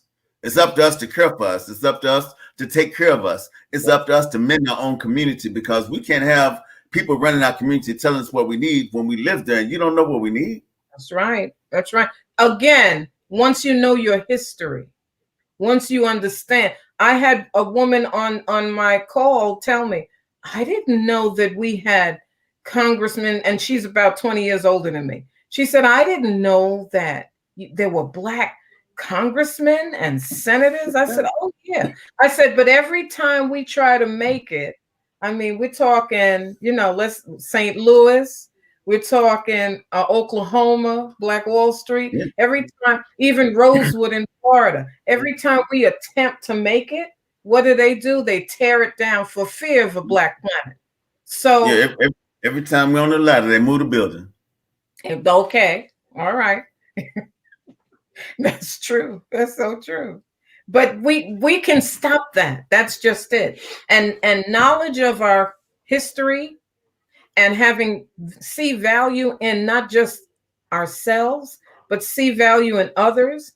When I left Tennessee with that objective, that issue objective on voter registration, I looked at my people totally different because those people stretched me and made me look because I couldn't understand why. And then what the governor did, why I even left, we left like 22,000, not 44, was because the governor saw what was happening and they did one of their midnight shootings.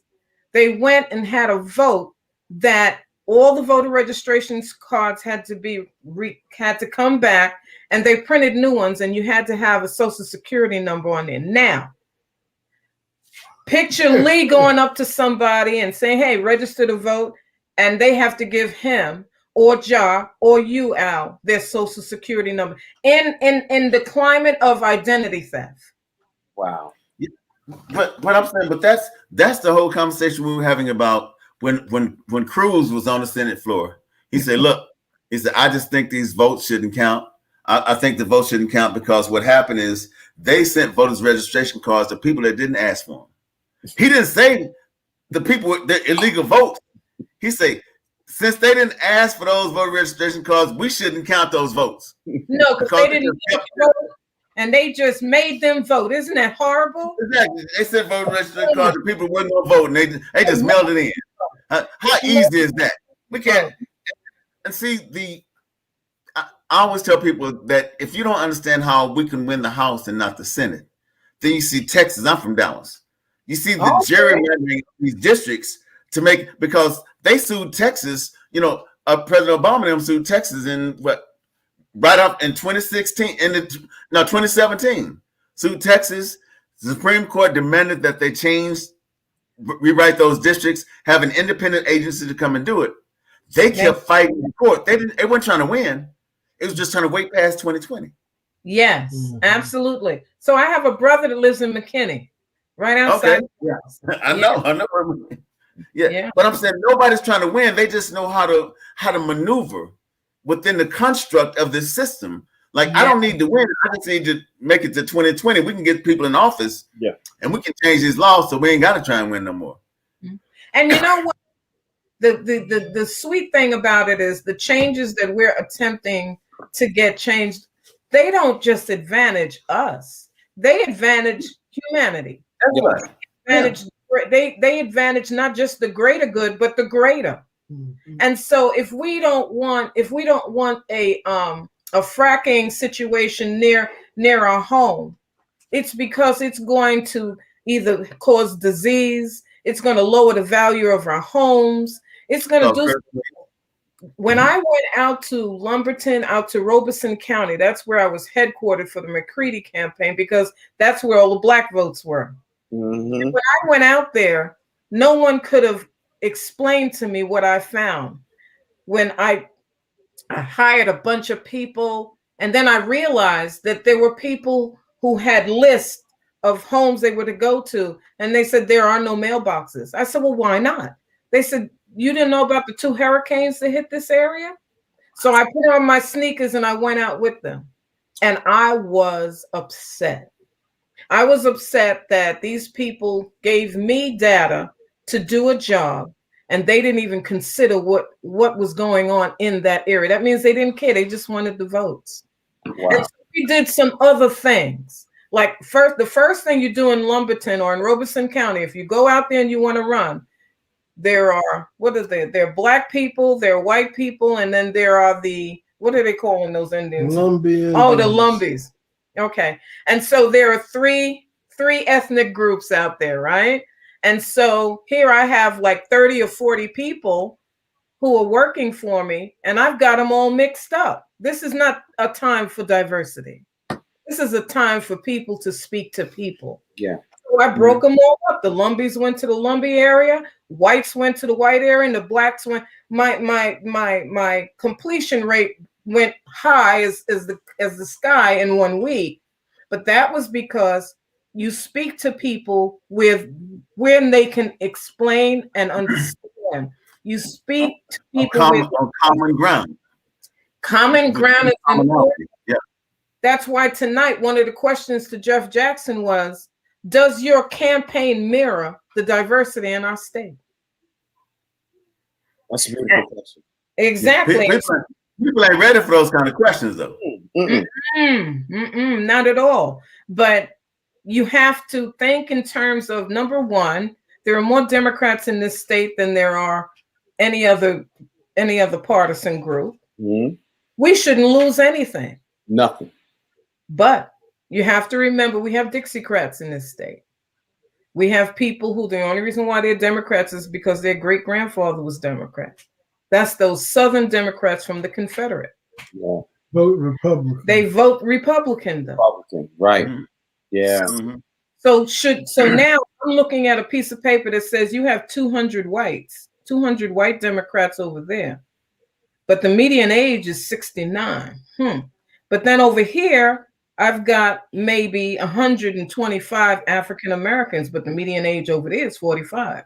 Wow. I'm putting all my people over there with the black people. Why? Because I know that half of those 200, at least half of them, are Dixiecrats. They're only Democrat. What is it? What do they call them? Democrats in name only? Dinos. They call them dinos. Or Here in this county. Right. They call them dinos. So they're Democrats in name only. Wow. So you go, and what you attempt to do is corral your people into voting in a block. In other words, they vote the same. The power in that is amazing. I've seen it done, and it's so beautiful to see, because we all are on one accord. We all agree that this particular person, and so there's nothing else to talk about. Let's just go vote.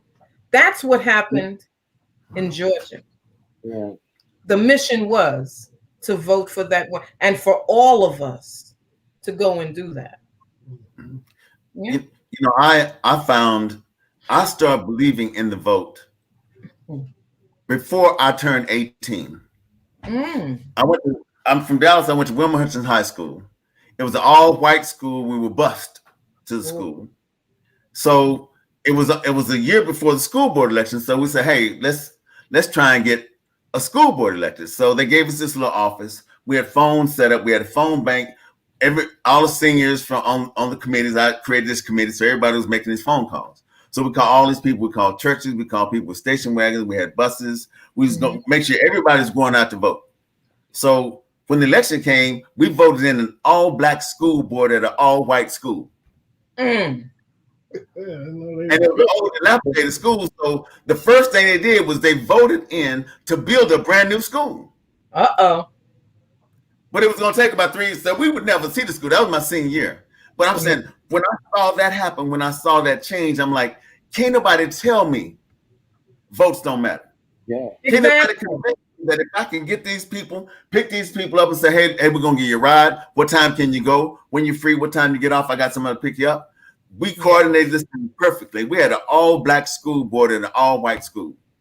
And once African Americans, black people see that you're serious, and they see that this is going somewhere, because we don't see, what we don't have is the luxury of time. We don't have a bunch of people that are just home and being housewives. We've got people that might be working 12-hour, 14-hour shifts or working 2 jobs. So you can't waste my time. So what is it that you want me to do? That's what people say. All right, Diane. All right. What do you want me to do? And that's by design. Yeah. And we don't have the luxury of reflective memory either, because I can't tell you a time that I can repeat this being done before now. So that's why we have the first black senator from the heart of Dixie. That's right. That's right. In Walmart. And I have a poem called Dressing for Church.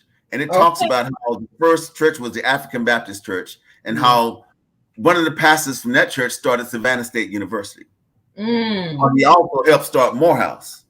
So when the church split, that's when all these other pastors came, and Martin continued the drive of being a community, of doing other things besides the church. So when Warnock came along, he continued the drive of being a community, other things outside the church.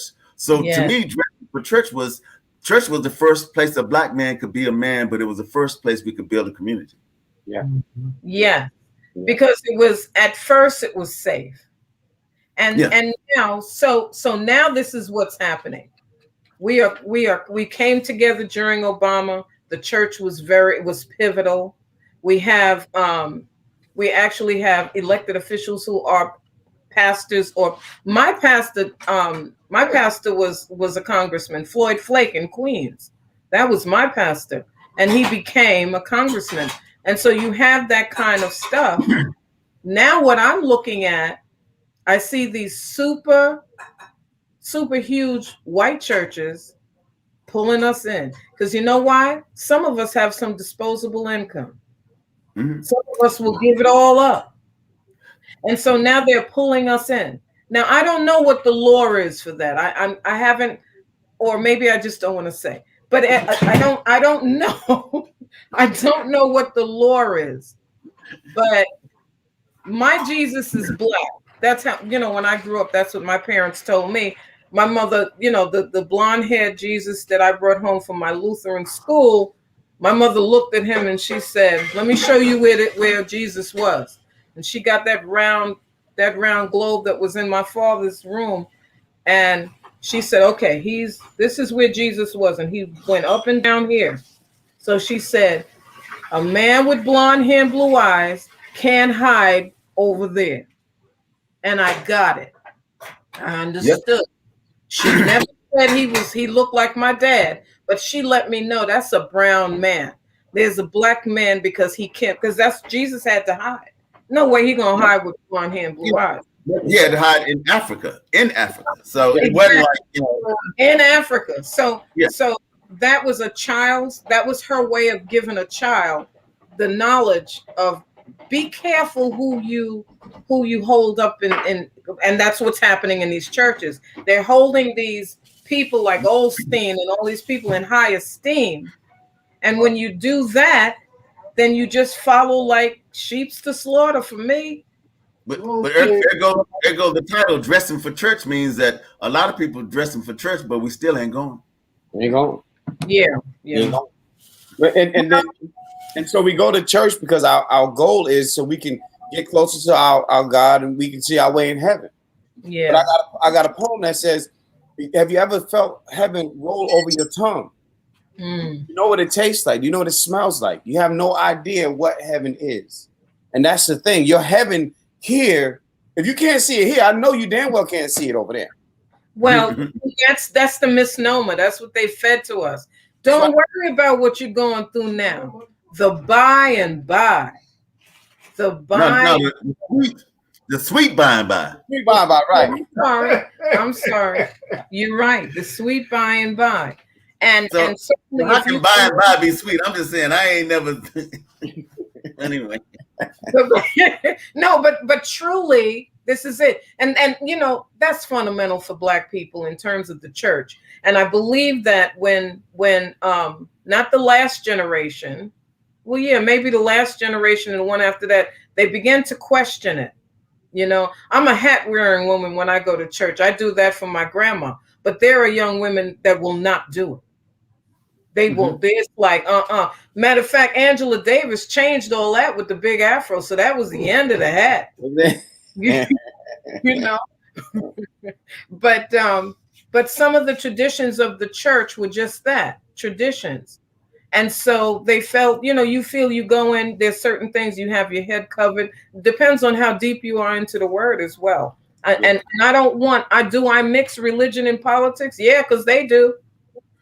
Because First Baptist Church had all the Republican candidates come to the church and speak to the congregation. 1,500, 1,200 people. Yeah. Not one Democrat. And there are Black people sitting in there. And one guy came to me and called me. He said, "Diane, I'm very upset because, they had these Republicans and he's talking. I understood and I respected the brother." I said, "Let me ask you something. Why are you there?" Yeah. You didn't expect that to happen? Are they thinking in your best interest? Yeah. When you said the way I understand the word, that was the key. The key is that it's a study to show thyself approved unto God, a workman that needed not be ashamed, rightly divided in the word of truth, which there's going to be two truths. Which one do you know? Which one did you read for yourself? Yeah.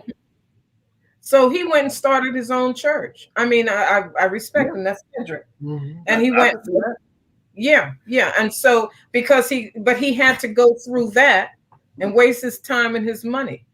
And now he wants to run for office, and I'm down with it. I'm certainly going to be his campaign manager if he wants to do it.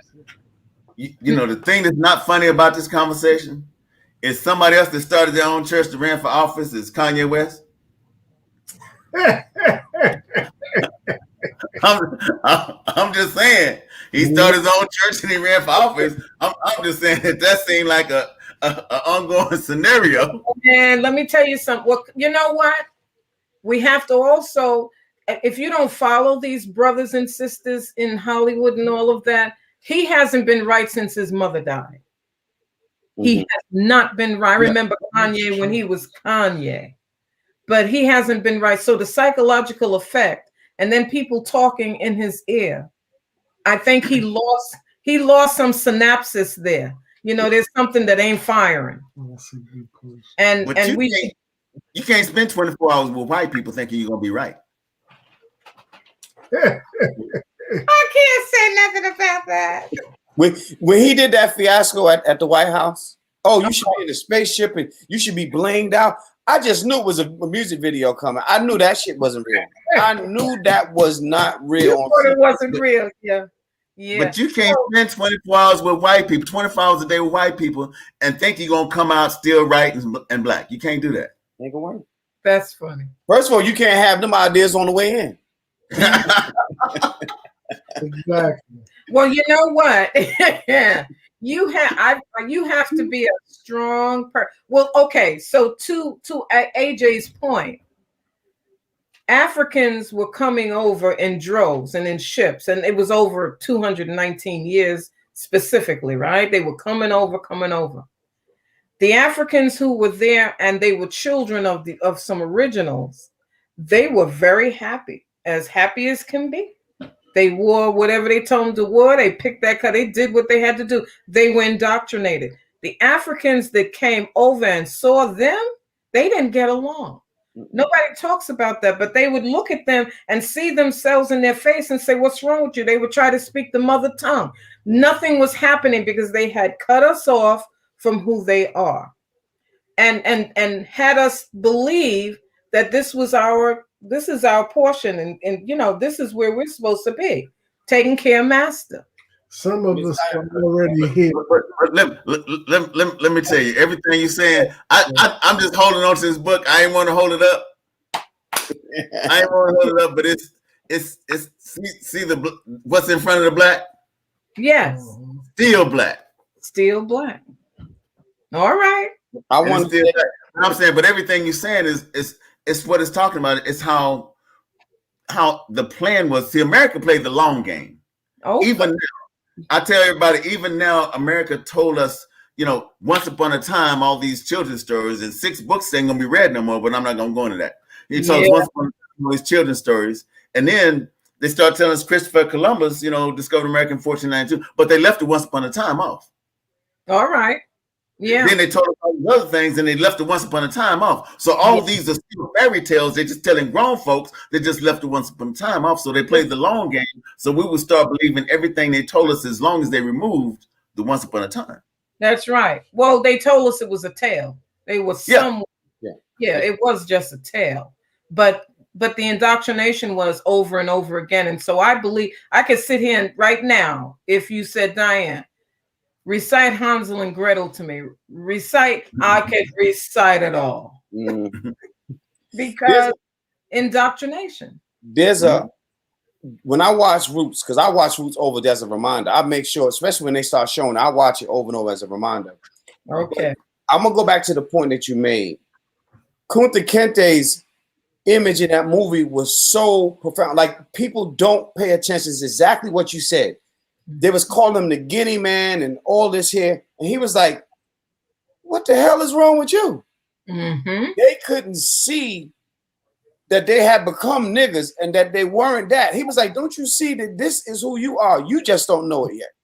Yeah. And that's the study that we need to have, because we need to come out of what we think is comfortable. Because this shit ain't comfortable to me. I don't know about nobody else, but this ain't comfortable to me. Mm-hmm. When I can't speak to somebody who looks like me because they were someplace that I ain't never been. And like AJ said, my feet, the soil don't agree with my feet on this planet, on this side of the planet. my feet don't know this soil over here. This dirt and my feet, my soles don't agree. Right. Something that's missing here. Mm-hmm. That image of Kunta Kinte is it. Okay. And we missed that. We watch it. Oh, we know he's gonna get his foot cut off and all that. But what was they saying about cutting his foot? Mm-hmm. Look at the poem in that. They chopped his foot so he couldn't run, but That's he still had to work. That's right. That's right. And they took good care of him. So Look, but man, you get in there and get his foot is infected. You better take care of that, or you gonna get it. that's it. Because we had more value then than we did in the late 1800s. So the big lie is that we weren't worthy of anything more than just that. Had they let us have our own cities and work on their farm for a certain amount of hours, we would have had a sense of independence and self-love. But we didn't have it. All we worried about is who's going to tell on us if so-and-so runs away. And we let husbands and wives and children be broken up into different. And that's when the drums had to happen. Yes. Because that's how we messaged each other that your son is okay. He's over here with us, that type of thing, because we couldn't read. Oh my God, forbid that. But why wouldn't you allow someone to read? Because you don't want them to have anything but you in mind. Yeah. Well, if you read, you might know how to read a map, and you might be able to find the people we took from you. You might be able to, if you read, you might be able to read to build a boat. Go back. Think about this. Yeah. Something that I like to bring up too. Mm-hmm. Let's think about Juneteenth. No. Let's think about the when they say, okay, you free to go where? Yeah. Where am I going? I'm free. And then I'm like, okay, is he tricking me or can I really go? And then I don't have nowhere to go. Where am I going? You took me away from all that I had. Where am I going? And what they don't know about Texas history is that my name is Houston. Mm-hmm. So I see. So it gotta be from the ex-president of Texas, Sam. Come on now. That got all the land of Houston for recapturing freed slaves and taking them to the last plantation that was Prairie A&M University. Yeah. And they would give them land, so all of Houston came from black bodies. Yeah. Houston was granted, it was dirt granted for black bodies. So we don't understand how Texas could free these people and say, look, okay, Granger left with his army, so we're gonna say there's a loitering law. So if you stop anywhere and you ain't on your way to somewhere, we can recapture you, take you back to the plantation that you came from, and put you back to work, and say you just arrested. Say you're incarcerated. What they call it, a prison? That was the runaway slave. That's right. That's the runaway slave squads. Yeah. Yes, they call it prison. Call it a jail. That's right. They were deputized. They sure were. They sure were. Because they could not. They were bounty hunters. They were bounty hunters. They're slave traders. Pretty much. Yeah, you're right. Couldn't read and write. War at the Alamo. War at the Alamo was to free the slaves. Yeah, that's true. That's true. Because we had mixed in with some of the indigenous by then. Yeah. Freedom people, y'all got in there, and we let y'all go. And that led to so many different things, man. If you look at how, because I put in there earlier the $5 Indian. A lot of people didn't know what that was. When they finally decided to give, they call them Indians. I'm just saying what they call them, right? When they finally decided to give them something, now you got a white Americans saying, well, look here, give me $5 and I'll put you down. And now they getting money that the Indians are getting. They getting reservation where they can stay on a reservation and they ain't got no Indian in them. All these people walk around here looking like good old boy America talking about they Indian. Have you noticed that? Yeah, that's that $5 Indian thing. They signed, they got their name on the bill as a $5 Indian. I want all of y'all that's listening, I want you to go ahead and research that. That's $5 right. Indian is a real thing. $5 to say on paperwork you are Indian. Now you don't got to work no more. You can just go to school and get money for the rest of your days. They won't let us have They won't let us have a check. And we were here already. Yes. We already. Yes, we were. My theory, I wrote the first organization that was suing the government for reparations. They came and they asked me to write a poem. They wanted to write a poem, so I wrote this mantra for them. I went in the studio, did it, played it for them. They said, "Oh man, it's a dope, man. Thank you, we appreciate it." And I'm like, "This wasn't free for me, so it can't be free." But they wanted it for free. I'm like, "You suing a government for back pay, and want me to give you some present pay shit for free?" They figured you did it out of the goodness of your heart, I suspect. I did. I used to have a good heart, but I sold that to America too. That's what I'm talking about. The work I do is monetized, like everybody else. Yeah, yeah. So I was going to ask you to do the poem, but Lee's got Cash App. well, I could do another poem for you because that one, I got to figure out what book that one's in. Because this is my 8th book I sent to the printer. Yeah, I got that one, man. 9th book. Good for you. So you guys need to stop fooling around and become national here. You need to. There's so much you have, and you need national exposure. Yeah. What's occurring though is Hollywood doesn't want anybody too serious, and that's why there's garbage. You gotta be a happy nigga. You gotta be a happy nigga. Yeah. You got a black face. Now you can go on Hollywood if you want to show all your body parts and you want to fall in love and and everything is good. An American dream is really a real thing for black people. You can get a Hollywood like that, or you can be a trap rapper, and just make noise on beats. You can get in that way. Yeah. But I can't sit here and call somebody the B word that looks like my mother. All right. Or my daughters, and I'm okay with that. And of course, I've said it in songs, and I've used the word before. But I'm saying, you can't pay me to go out here and do that, and I feel okay with it, and tell you that it's okay to be. I got that poem that said, Biggie said this stuff, but all of us didn't want to be gangsters and drug dealers. No, just had nobody else to tell us differently. That's where he came from. That's what, and when he began to turn and go do stuff in the studios with other people that didn't look like him, is when all of a sudden he lost his life. Yeah. Like Malcolm. Yeah. In Fear of a Black Planet. Mm-hmm. Because he had the wherewithal to be great. I'm gonna read this piece. This piece is Home. Home? I thought since I'd referenced it before, I read that one. So that's nice of you. Yeah, he said he's gonna. All right, that's cool. Okay. Good. Some days you will find is the dirt we call home, not the house, hood, city, not the block or borough. I keep trying to discover how unity works. While people upon arrival chained together can no longer find a connection, cannot remember how it felt to be family, to share the same darkness, same pain. Wish I knew why this dark skin is not an identifier of brotherhood.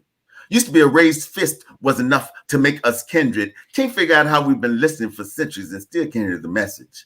Cannot make out words left for us. Cannot translate a language our tongue should easily be able to understand. Tell me why clicks don't make sounds. Why young men with the same skin must still choose a color. Why we become better repeaters of truth, of tradition and truth. How neighborhoods disappeared with people still living there. Remember when House Party played music? Homes were filled with entertainment and laughter, did not have a 9mm 45 or Glock soundtrack exploding in the background. How come common ground has nothing to do with sand?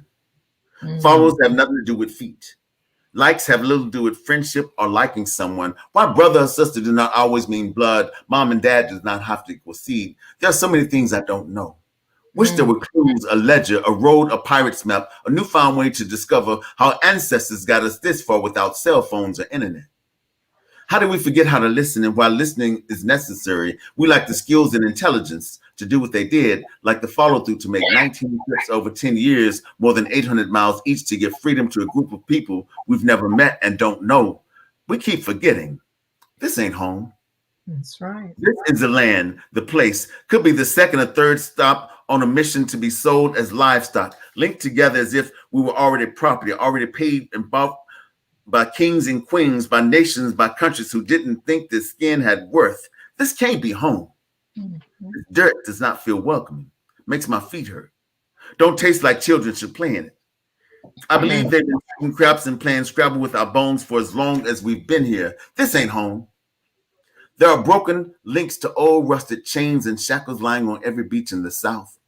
Those are not random planks on the shores of the East. Those are remnants of ships. used to transport slaves, ashamed of their participation, embarrassed. History left their names intact. Who knows the length of the memory of trees? Now they can't leave. Spirits are holding them captive, keeping them bound to America's shores like slavery, like property, like they did us. Those are not state or government lands being used for hydraulic fracturing and drilling all. Those are sacred indigenous burial grounds, ravaged, stolen. Those are lands of broken treaties where promises were shattered on purpose. This country refuses to acknowledge its part in the discipline and annihilation of Indian tribes, the systematic racism of the once enslaved, the planned and scheduled incarceration of dark-skinned boys starting in the 3rd grade. This ain't home. When eminent domain can instantly uproot your comfort. When hiked up taxes can render you homeless. When being black can render you target, deliver you to your parents breathless. Your police killer go free, no charges. How can home be where the heart is when America remains heartless? This country charges us fees to explain how many granules of foreign dirt mix up our feet. How many pieces of a jigsaw puzzle DNA compiles its skin? How far must we go to find family? How many countries will it take to make us whole? This ain't home. I doubt America wants it to be. At the rate they are returning us to dirt, home has nothing to do with structures, but has everything to do with earth. We do not know where home is. This dirt is not kind, does not greet my feet as if I am welcome, only holds my body hostage after brutality, after beatings, after bullets, after hate takes our last breath. Maybe then this will be home. One of my favorites. Nice. One of my favorites. Yeah. We're good fertilizer. Yeah. Yeah. Good fertilizer. But every 50 years we have an awakening, it seems. I guess the last one was in the 60s. Yeah. And now here we have Black Lives Matter. I certainly each time it happens, it becomes more widespread. The sacrifice of George Floyd was to get world recognition, and we did that. And so so they just passed that bill, the George Floyd bill. We got that on the list to talk about today too. You got that? Okay. In the House. In the House. Yeah. So now, hopefully, Kamala will be busy because we know who's not going to vote for it, and we'll just do what we have to do. Democrats have to stop being so scared.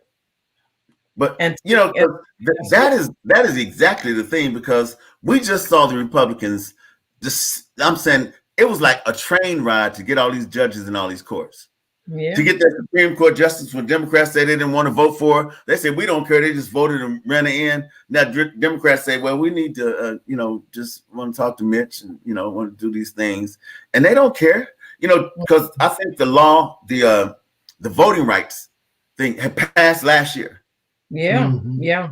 And no Republican in the Senate would vote. No Republican in the House voted for it. The House. No Republican in the Senate would vote for it last year, so they wouldn't bring it up. So they passed it again. So now we're gonna see if this 50-50 is gonna work. Because rock, paper, scissors no more. They're not gonna vote for it because they have their own fears and they're dealing with a common, they have a common heart, those people. They really do. And I suspect they all do. But there are some people who are worthy, who understand that we can't do this alone. Some of the intellectual property that we've lost because people didn't want us around. Yeah. There are inventions that were yet to have been produced that they wouldn't allow. The things that we did, like George Carver? No. George Washington. George Washington Carver? Okay. So George Washington Carver, they call him the Peanut Man. When our children go to school, that's all they know about Mr. Carver. However, he kept this country from starving, they did back in Poland. Because when the boll weevils were rolling, this was a desert. It was becoming a desert. He showed these people how to do what Africans do. They slash and burn ever so often because you have to put nutrients back into the soil so that the soil will be rich enough to grow something else. He taught them how to grow crops alternately rather than out here where we have our property. There are soybean farmers. They're destroying the earth. So George Washington Carver saved this country by saving its food supply. But I have a line in the poem say they would carve your peanuts, then Jiffy and Peter Pan your peanut butter. There you go. There you go. So when are we going to stop allowing people to steal what's ours? Now we're gonna do that right now. That's our goal. Our goal right now is to do what right now needs to be done. Right. I'm right. But first, we have to know what's out. That's it. We need what I'd like to see happen. I want people in their neighborhoods to get. Let's just say, for instance, we're talking to Braxton, right? I'm bringing him up because he came on the show. Yeah. Saying how it was hard for him. It's a lot of money to send out these ballots. You can't just send out ballots to certain people, not to everybody else. Right. And it's very expensive. And so the idea for me was all the folks who are wanting to vote and don't know who to vote for, find out who they are, get an email address. Let's bring them on here. Now you don't have to send out ballots. You can come on here and talk what you need to talk, answer some questions. And now you can just have your crew send it out when people need questions, send it out to folks. The internet has allowed so much access to everybody. It's wonderful. And we want to make sure that this platform is for such a thing. And so that's what the old guy, that's what the old guy knew. The old guy knew that if I say enough crazy shit, they're going to replay me, and that's my advertising. Come on. Well, see, their fear has more girth behind it because they're in power. And so they're used to silencing stuff. Bobby Seale, Newton. Fred Hampton. I remember when Bobby Seale was so backwards, he was wearing crotchless pants to Studio 54. I mean, he had lost his mind. Wow. So, I mean, that's where he's living, but it's true. And it shows you that he was the Kanye West of the 70s, right? I didn't need to hear that today. I didn't need to hear that. I'm just saying, I didn't need to hear that crotchless pants. I didn't need to hear it today. But okay, okay, it's too late. It's too late. I can't unhear it. I can't unhear it. That's why we have to let our children and our grandparents and whomever wants to know. We got to teach them their history. Yeah, there is a strength in knowing who you are and where you come from.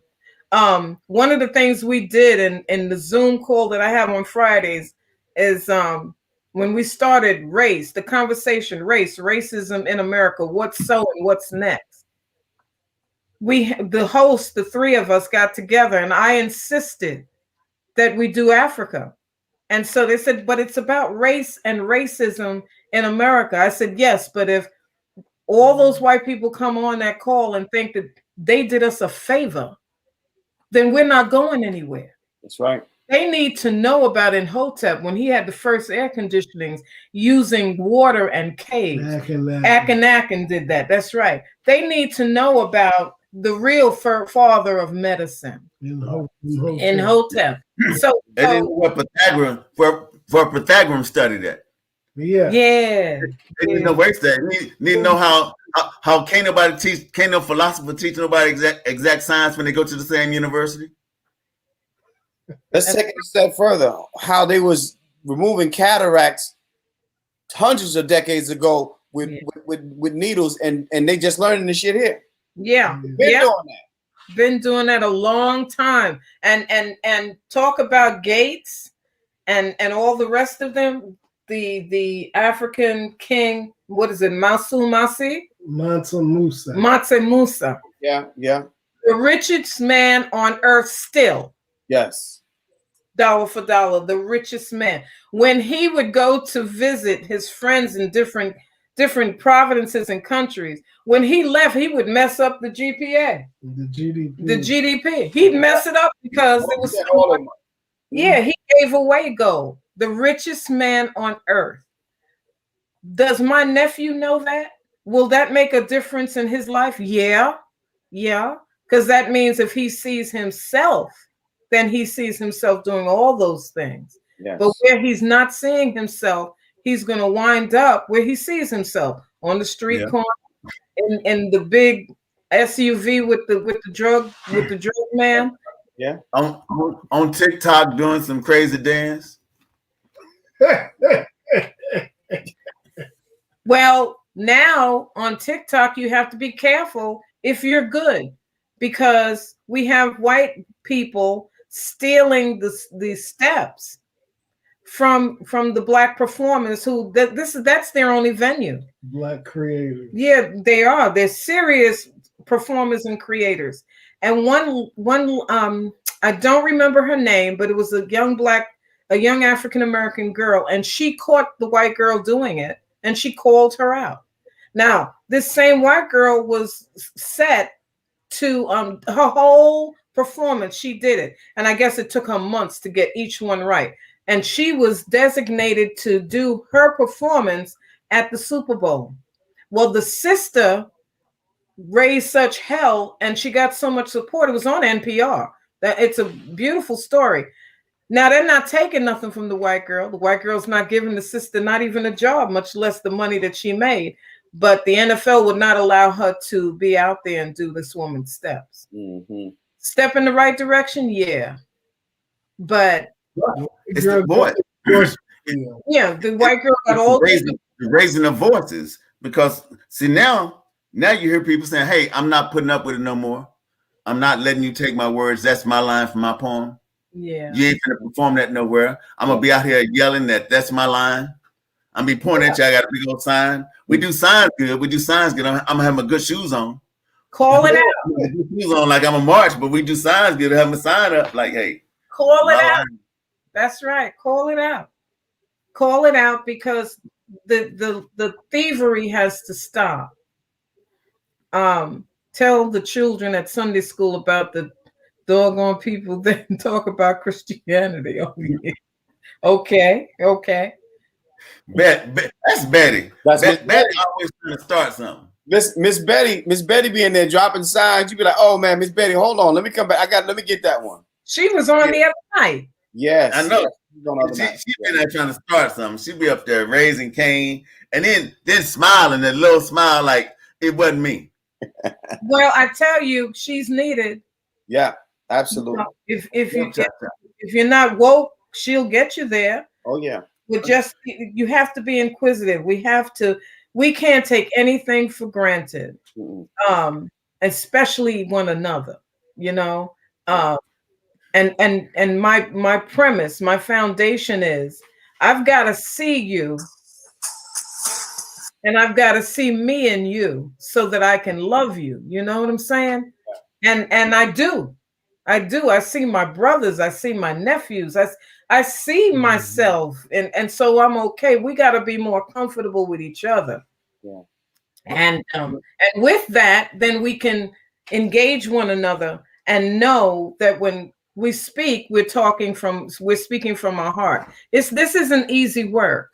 This isn't easy work, and I want to make that clear. This isn't easy. If you work 8 hours a day, you're going to work 20, because this is not easy. But the greatest thing that happened in America is COVID. And I'm not talking about the disease and the loss of people. All that's horrible. But I'm saying I wouldn't know Ja. I wouldn't know Ja if it wasn't for COVID. I would never have met you on the other live if it wasn't for COVID. See what it is? We had to sit down and rediscover ourselves. So everybody had to sit down and wake up to themselves every day and figure out how to love themselves again. That's it. So know thyself is not an African proverb. That's a COVID destination. Come on, AJ. Well, it's a priority. We became the priority. We had to literally be with ourselves.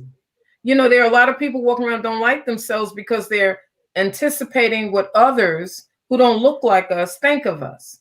But we were home, and we couldn't see this insidious enemy that was killing our people. And then they made people think that, oh, those Black people are dying because they can't handle COVID. It's not that at all. DNA susceptibility has nothing to do with us and COVID dying. Nothing at all. It has to do with healthcare disparities, systematic racism. Yeah, with exactly. systematic racism. And I'm saying they played that's another long game they played, because Texas, Mississippi, Georgia, they're the leading culprits of what is it? I'm trying to phrase it right. Of child death in childbirth. Oh, infant mortality. Yeah. In Texas, Mississippi, Louisiana, Alabama, and those are the same places they be trying to ban abortion, trying to ban all these things. Like, this is the cause. That's not the cause. The cause is they closed all the medical facilities that's close to us. We don't have transportation. They don't have bus routes. Thank you. Mississippi don't have buses. Louisiana don't have a lot of buses. Texas might have buses in some places, but you can't get to where you need to be with city transportation, and that's on purpose. Well, that's why we're not getting tested and we're dying from this disease. It has, if it were because it's a DNA problem for us, they wouldn't be using Henrietta Lacks's cells 40 years after she left here. And trust me, if they had sense, they would think to themselves, there's another Henrietta Lacks out there, so let's make sure these people get good care, because we're gonna find her. Yeah. Where else would that come from? That couldn't come from anybody else except someone with an old blood type who's from the cradle of civilization. Yeah. You know, I mean, it's okay to think that way. You know, her story reminds me of, I was told that when they was bringing Africans here, they was trying to inject them with disease, and the disease, the African blood was so strong, the disease couldn't even take. Mm-hmm. And I was saying, wow, how could that be? Like, you know, I'm saying to myself, I'm like, I don't understand that. And then when I was in personal training, when I got certified nationally, I read a book. Now, this is about personal training. This ain't about race and religion or nothing. In this book, it said that Black people's skin have 2 forms of protein in it. Mm-hmm. And non-Black people have either one or the other. Mm-hmm. And that's why they would get parasites, because the parasites can digest that skin. It can't digest the skin with both proteins. When I read that made sense, because the disease wasn't fit for me, because you didn't have me to work on yet. That's why you couldn't give it to them. Well, how many white people, how many Black people do you know get lice in their hair? Okay. No, unless they're hanging around 24/7. Yeah, but you gotta be rolling. Oh, there you go again with that 20. You gotta leave that 24/7. No, but that's the truth. I'm saying, because I used to go up to the school and they have kids, they're moving out of school, they had lice. Yeah, that were friends with my sons, and my sons never got lice. Yeah, and they wouldn't. But I was saying, you know, when you're hanging around, you gotta be careful who you hang around. That's all I'm saying. Yeah, because you don't know what they laying in when they go. And I'm sorry, let me go. I'm gonna move on. No, but it's true. There are. I don't remember exactly where in Africa, what country it was. It might have been Ghana, but there was a contingent of prostitutes, and this is probably when HIV was really popping. You know, a contingent of prostitutes in an African nation, and they noticed that these prostitutes were not getting HIV from, you know, multitudes of men from different countries. And then they sent a contingent of doctors and scientists over there to actually inject them with HIV. They still didn't get it. Still didn't get it? No. Well, I don't want them knocking on my door looking for Mrs. Slacks. She's talking about Henrietta Lacks. Yeah, they are killing our children, people, for body parts as we speak. That's a problem. Yeah, no, we don't want them looking for Mrs. Lacks in your jeans. No, and I got you. So maybe they aren't. Maybe she's the only one. How about that? Always in Black neighborhood. That's right. But yet the plasma places are always in Black neighborhoods. Yeah. You could say they're in poor neighborhoods, but that's not so, because I know of white poor neighborhoods and they don't have plasma centers. But our plasma is our rental centers are the loan centers. But you know, a conversation that it was sad they didn't have when Ebola was here, because the strains of Ebola they found the origin of those strains of Ebola was from Atlanta's CDC. They came from Africa. So I'm saying, how do you bring people back that's sick with Ebola from Africa that's helping out, and you bring them back and you find out the strain of Ebola they have was created in the lab here at CDC? And I'll be trying to figure out. So you got people with vials of horrible shit in the lab saying, "Hey man, put that Ebola up, man. Somebody that shit gonna fall out." Yeah, it's amazing. And this whole COVID thing, I believe, is a laboratory animal. But there's a brother in South Carolina who was the first, who showed the first incidence of the new variant to COVID.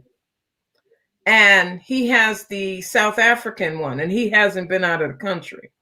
Mm-hmm. Yeah. Well, so what always amazes me is at the same time, somebody had to in their mind say, I want to create something that's just gonna kill people.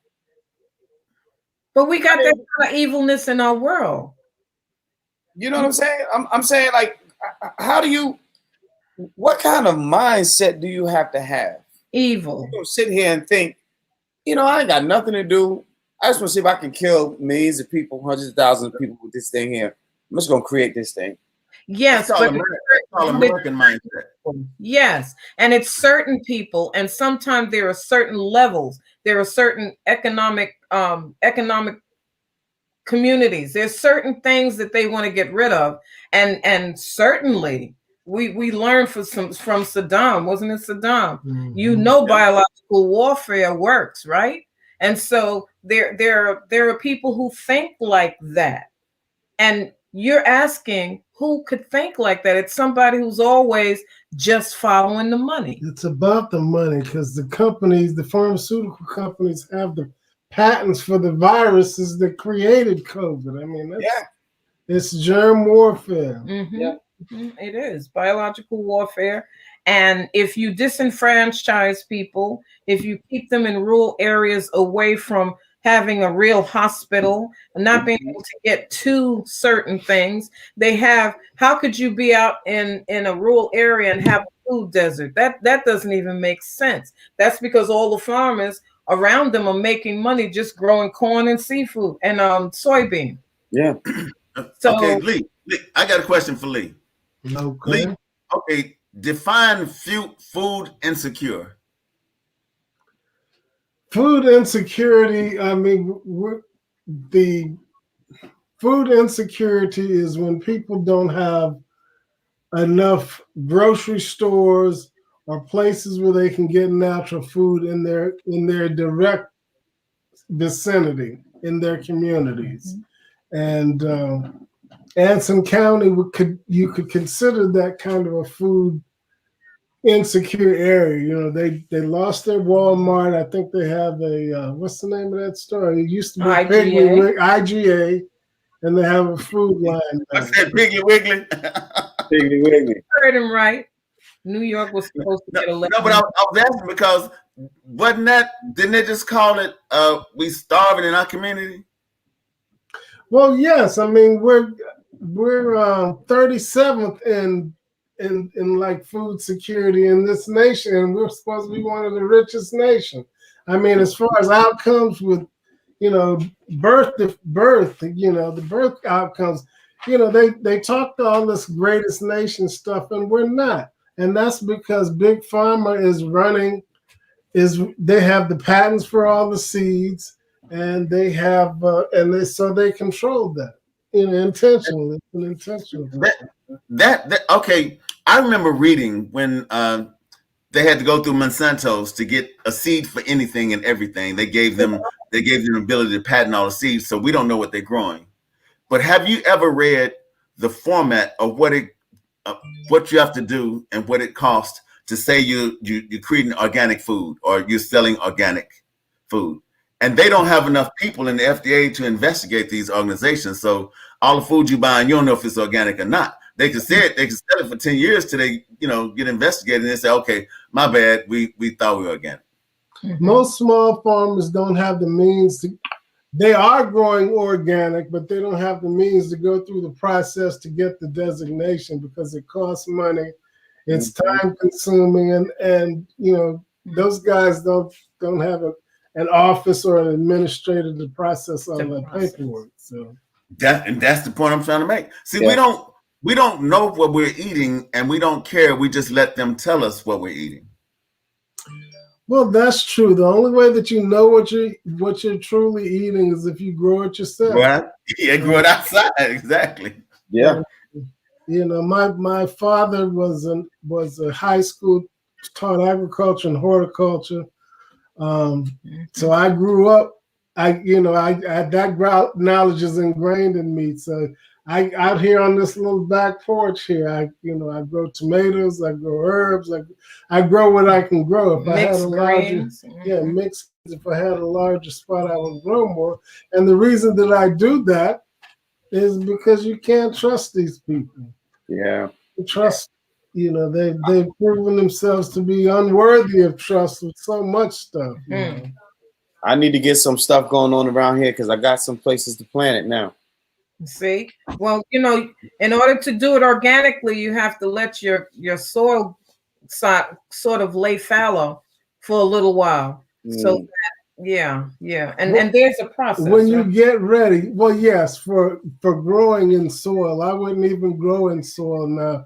I would use raised beds. I would use vermiculite, peat moss, and perlite, and that way you know what's in the ground that you're growing on. You know what's in your box, and then you can add the fertilizer that you want to.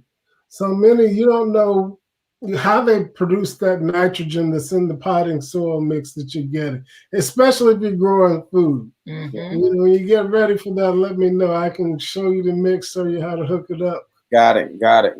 Yeah. Now, how did I not know I was asking the right person the right question?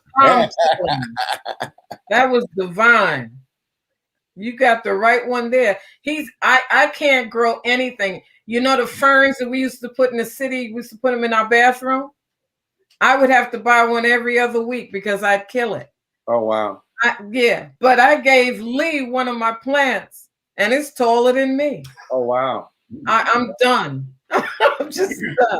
I just want to say this, Lee and Diane, man, I am so grateful. I'm so appreciative that you came here, hung out with us today. Let me tell these people over here okay, my name is AJ Wordhouse. I'm on 10 times now with Coach Josh Smalls, and we're talking to Lee and Diane, and there's awesome people. I'm gonna tell people where to follow you on Facebook or whatever, because I'm saying Lee got a knowledge about food insecurity and growing organic food and all these things we need to know, because we need to start growing our own food.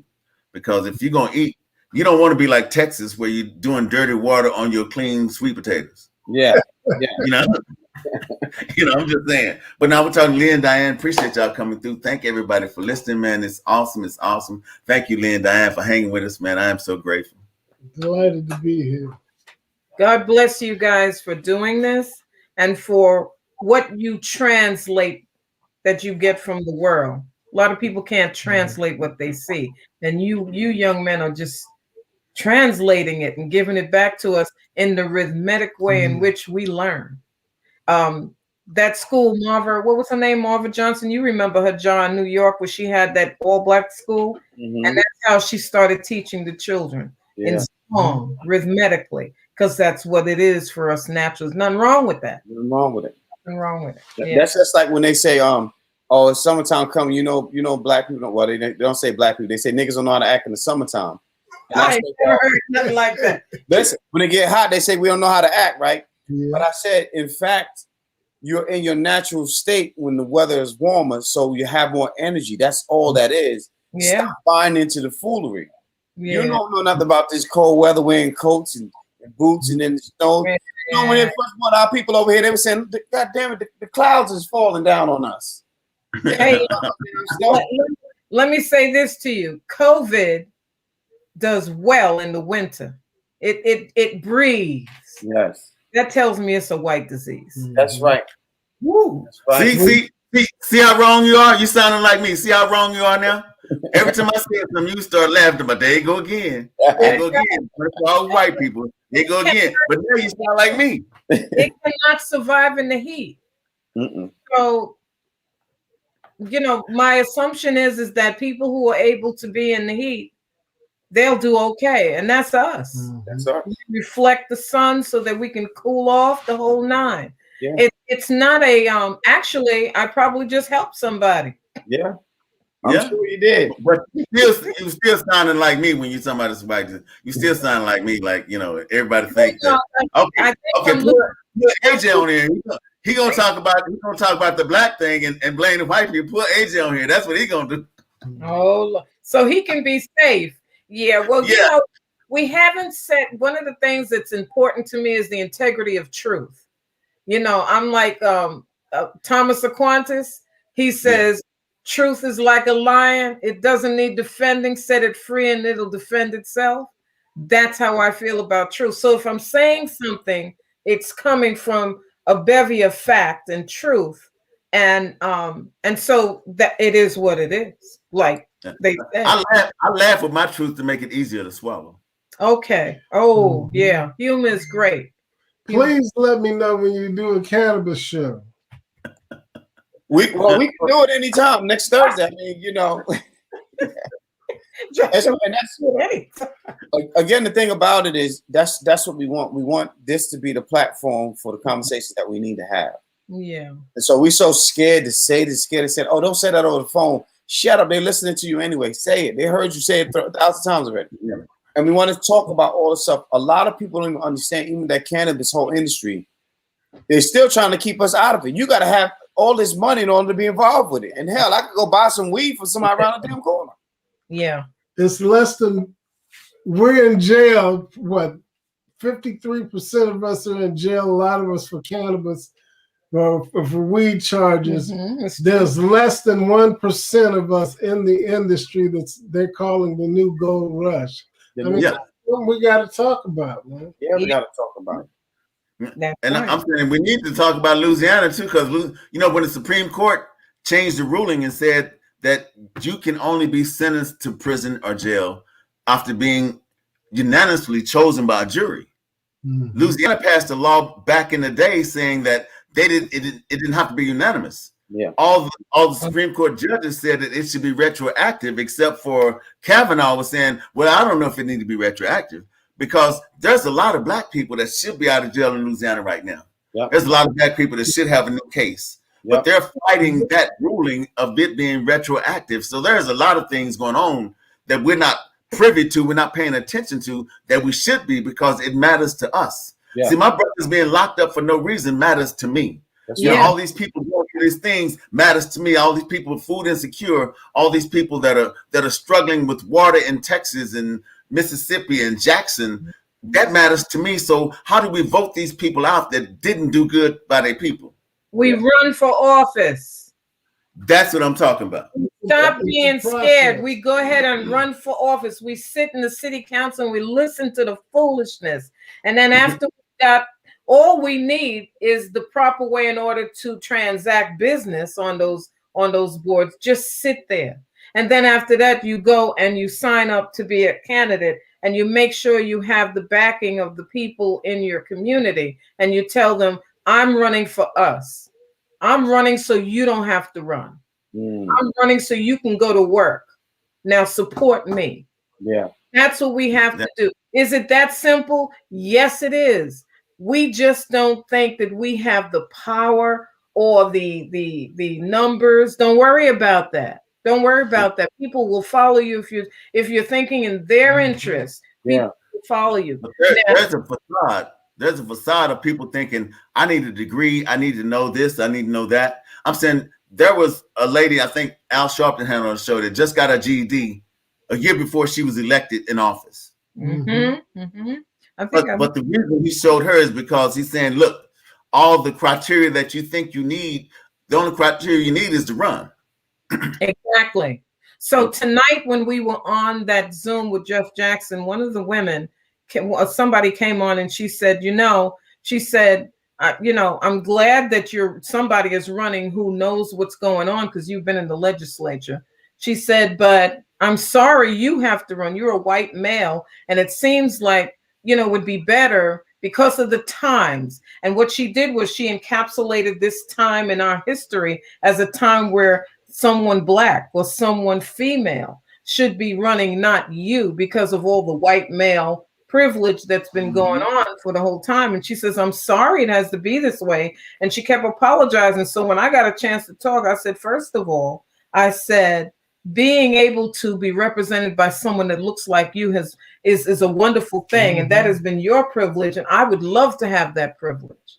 So don't underestimate the pride that I need too as a human being and people who look like me. But she was, what she was doing was suppressing the fact that he just happens to be a white male. And see, that's why I said, well, what we need to do now is run someone against him, and show him, because let me tell you what he had, what he said. Angry. Yes, they would. But let me tell you what he said. He said, whether I'm primaried or not, I'm still going to run. And so his thing is that he will come closer and closer to issues that concern us. The more he sees himself losing black votes. Nobody in this state wants to run and not have some of the black community. That's where the payola comes in. Just like when you try to get a record on WBLS, you had the DJ and you had the payola. Yeah. In Dallas, they had we used to have Tom Joyner. We had all these people getting payola to play. That's right. So you talk about food and Russ Parr too. Yeah, Russ Parr, Tom Joyner, Ricky Smiley, all these people in Dallas getting payola, doing what they do. Ricky Smiley, had too. That's right. I forgot about Tom Joyner was in Houston, but he was the what is it? The fly job. Yeah, he was in Dallas first. That's right. I forgot he was in Dallas first.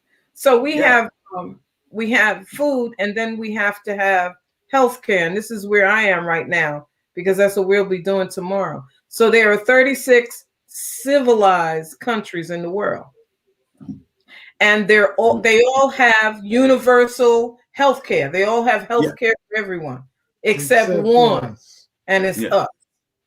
Except the uncivilized. Right. Us.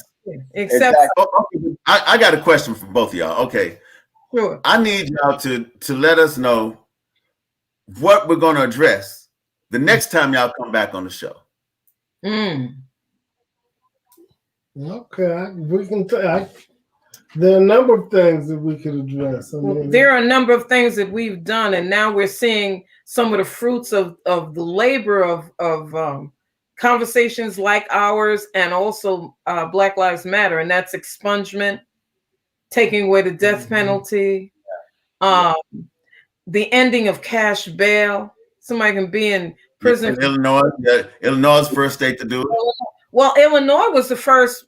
That I'll never forget. That governor said he was not going to have a death penalty anymore because there were too many people on death row that were innocent. That was it for him. So these are the things that have just come up. John, we've been kind of walking through this, and stuff is like happening. Yeah. And I'm gonna have to get AJ in the conversation. Sure, you gotta bring him along. Bring him as a guest. He'll love this week with the disparities and show how they closed all our all black medical schools and all that nonsense. Well, they left Meharry. No, they left two, Howard and Meharry. That's it.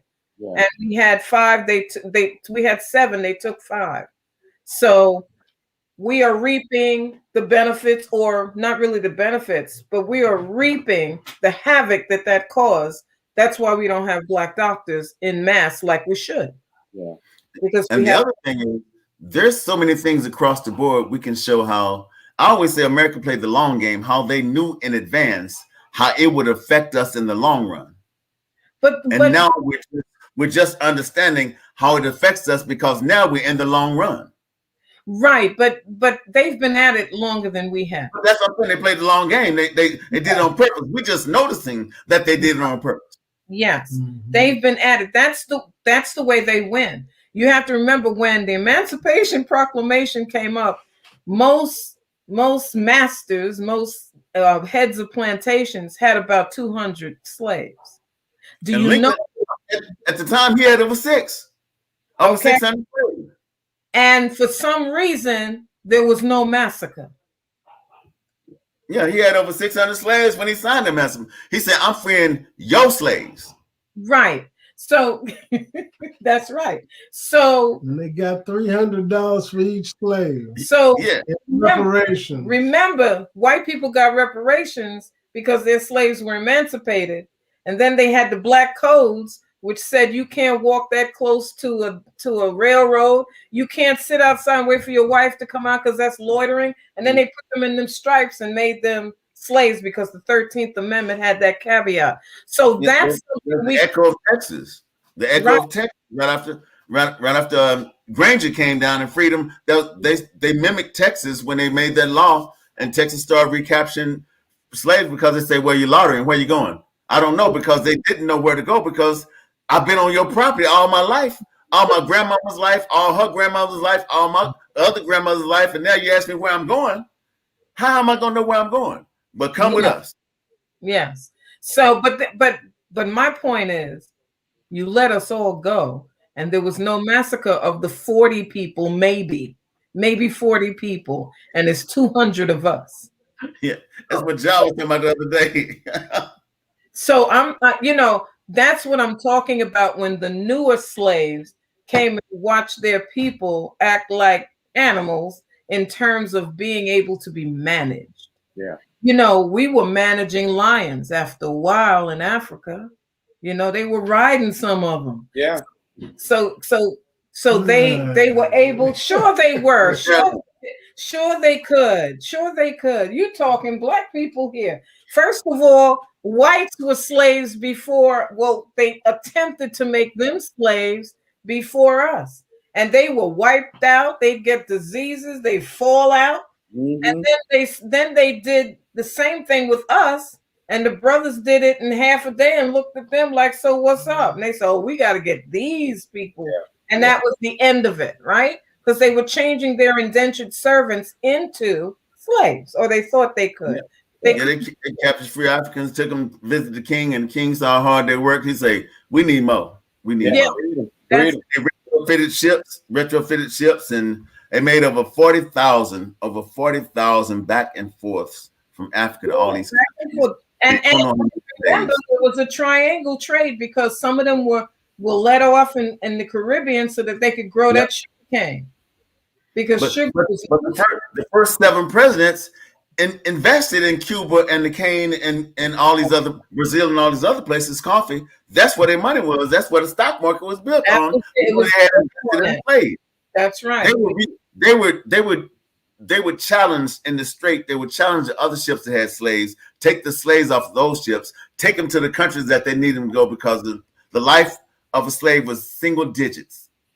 Yeah. So they had to keep furnishing slaves to these countries so they can get that cane, that tobacco, that sugar, all the stuff that they're invested in. How they gonna make their money if they don't have more black bodies? Yeah, they had to keep. And remember, not only the ships, but they were actually creating us by using the stallion on the plantation, and the Mandingo.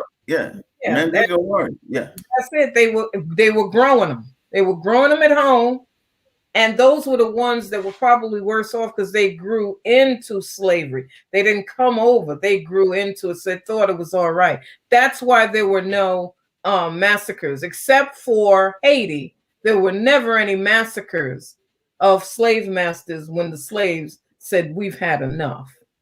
And Jamaica had some problems too.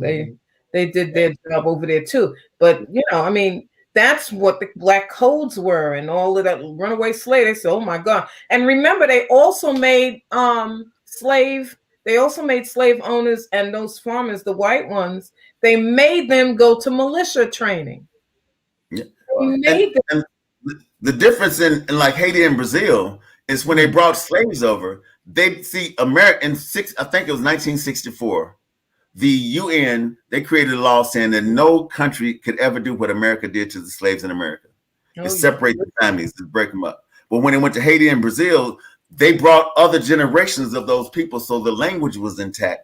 Their history was intact. The way they cooked, they just brought news from, let me tell you what's going on now, boy, let me tell you. And it was like family reunions. Family, yeah.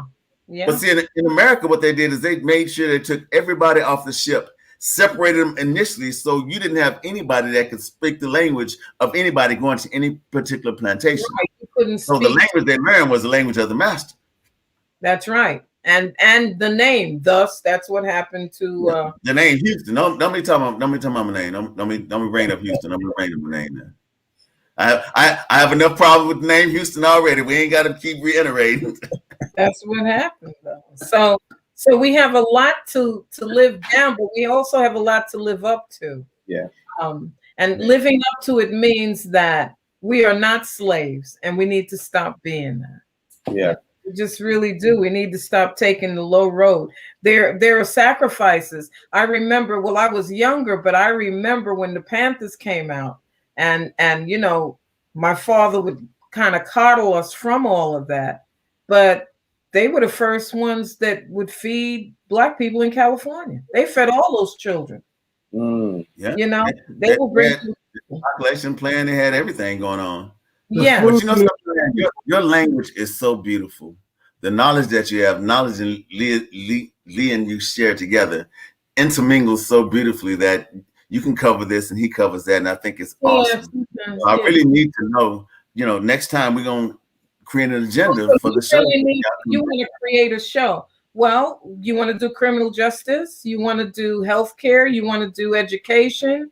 What are some education and criminal justice would be perfect. Yeah. Those are two biggies. But yeah, we can intermingle them because they mean the same thing when you're Black. Pretty much. Yeah, they mean the same thing. No, Lincoln had a couple too bad. Yeah. Who? Now, somebody just told me they just Googled and Lincoln didn't own any slaves. That's what they said. Well, they tell them they Google ain't working. I know it because I'm saying Lincoln had over, Washington and Lincoln both had over 600. Washington had slaves. Lincoln it has been washed from history if he's had any. I will say this. Lincoln, he didn't have to have slaves for me to dislike him. And so I read his speeches, and then a man by his word. He did not care to deliver us or to sign the Emancipation Proclamation for us. It had nothing to do with slavery. Oh, yeah. He said, what I do about the slave, I do to unify my nation. If I could leave the slave in bondage, I would.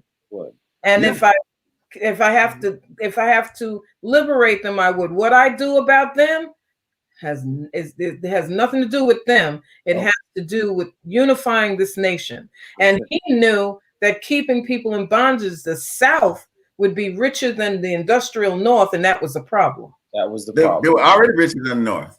That he was trying to break up the economic value in the South. That was the whole. And the only value that the South had was slavery. Yeah, because they didn't know, the people in the South, they just wanted, they say, can we find somebody that can do something to this dirt? Because we don't know what to do with it. They just needed somebody. They say, where do they come from? What do they grow? Can they cultivate this dirt right here and make us some money? Yeah. And take care of us. And give us some baby. Exactly. Take care of us. Because there were the slave women who stayed pregnant so that they could also feed their babies when they had them. Yeah. Just like a feeding tube, just constant. Yeah.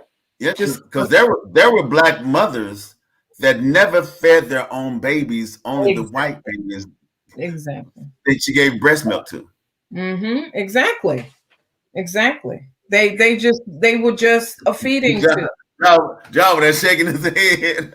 Yeah, well, it's he got the new baby at the house. He know what it. Yeah, he knows. And the mother can't bond with her child. And then, of course, what they're bringing out now, I saw in a you know how you go on Google and you go and you get what you want, and then you go into a rabbit hole, then you go into another, and before you know it, they had the prostitution houses. and I shouldn't call them prostitution houses because they would take the young girls from 12 and up. And on the weekends, one slave master would call a couple of his friends and they'd go into that particular house and have their way with those young girls and just enjoy themselves. That's where some of our swirl brother and sisters come from. I was talking to my sister and my wife, they had their cheek swabbed, right? So they get this sheet back DNA and they 13% Irish and 13%. They say, I want to know who my Irish kinfolks are. I said, it's not kinfolks, those are rapists. Yeah. That's the only thing they could be. Yeah, so I don't want to know the rapists in my lineage. I don't need to know. So that's why I don't want to know how many pieces of foreign dirt makes up my feet. Just tell me where I'll be comfortable in Africa, where my home is. That's all you want. Where home is. And then you have to be careful with that because of the tribal wars. A lot of times people, like if they say, well, you're mostly Nigerian, but Nigeria might not be where they were. Yeah. That lineage may have started in the Congo or someplace like that. They migrated somewhere, and you're going to go and they're going to say, well, yeah, at least you know. At least America. Well, they have African ancestry that's a little more designated. But yeah, it's good to know. I think that everybody, when those things used to come on years ago about ancestry and they bring up all their grandpeople and grandfathers and all that, I said, boy, that must be nice. See, they can go back 7, 8, 9 generations. Yeah. Those of us of a certain age, Lee's mother was the granddaughter of a slave. Wow. So we don't go too far back. And that's it. I don't believe I didn't mind because I don't believe what they tell me. I believe they would just you send them some money, they're gonna say, okay, he looked like he could be from here. They're just gonna look at your picture and send you some shit. They tell you all these places you're from. Then they're gonna update it about a month later. It's gonna keep changing. You ain't gonna know where you're from. It don't matter. It just pay me. Pay me. I'll tell you where you're from, Lee. Send me money. I'll tell you where you're from, Lee. He got some Chinese in him. They have mapped the entire the human genome. But pay me, Lee. I'll tell you where you're from. Pay me. And that's how we know that we're not inferior, because white people are a recessive trait. I mean,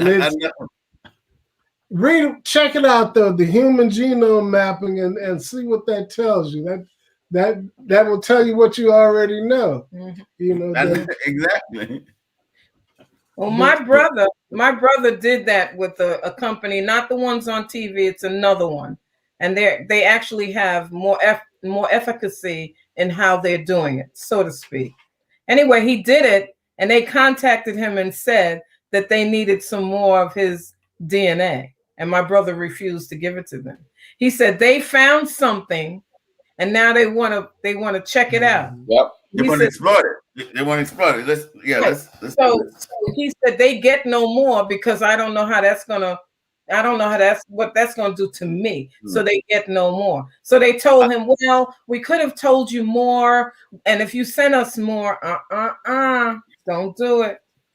Don't do it. I don't trust you with my history because I don't trust me with my history. If I knew the whole history, I'd go back to Texas and I'd be trying to claim some Houston dirt or something. Ain't no telling. I don't know. I don't really want to know. Jefferson's people, black people, are still trying to. They won't even let them come. They let them go to the family reunions, but they can't go to the meetings. What kind of foolishness is that? That's where we've always been. See, what happened is when they went to the family reunion, they were not servers. Yeah, right. Exactly. So they didn't invite them back. That's right. That's right. And they wouldn't let them come to the family meeting. They said, well, y'all were servers before. What's wrong with now? See, what I think is Jefferson had money because he had 900 slaves. So I believe that they have family money that they distribute and find out who's going to college. They take care of one another. Yeah, of course. Yeah, they take care of one another. And we should do the same. We should do the same. We have to stop dropping our money in the hole that ain't ours. That's a whole nother story. Okay. But when you were talking about the university, about the university as far as learning to be a politician, learning to be whatever service you're entering. See, that's a conversation Coach John and I had in the beginning, but we wanted to see how we could set up one. How we can set up one and how we can get one started and get funding so we can have people going in and out so they can run for office. They have 2 years, at least they have 18 months to prepare for landing is in good. a position. 18 months for landing in a position, but then they would know the process because, we know that things can change, but if we don't know how to change things, we're not going to change anything.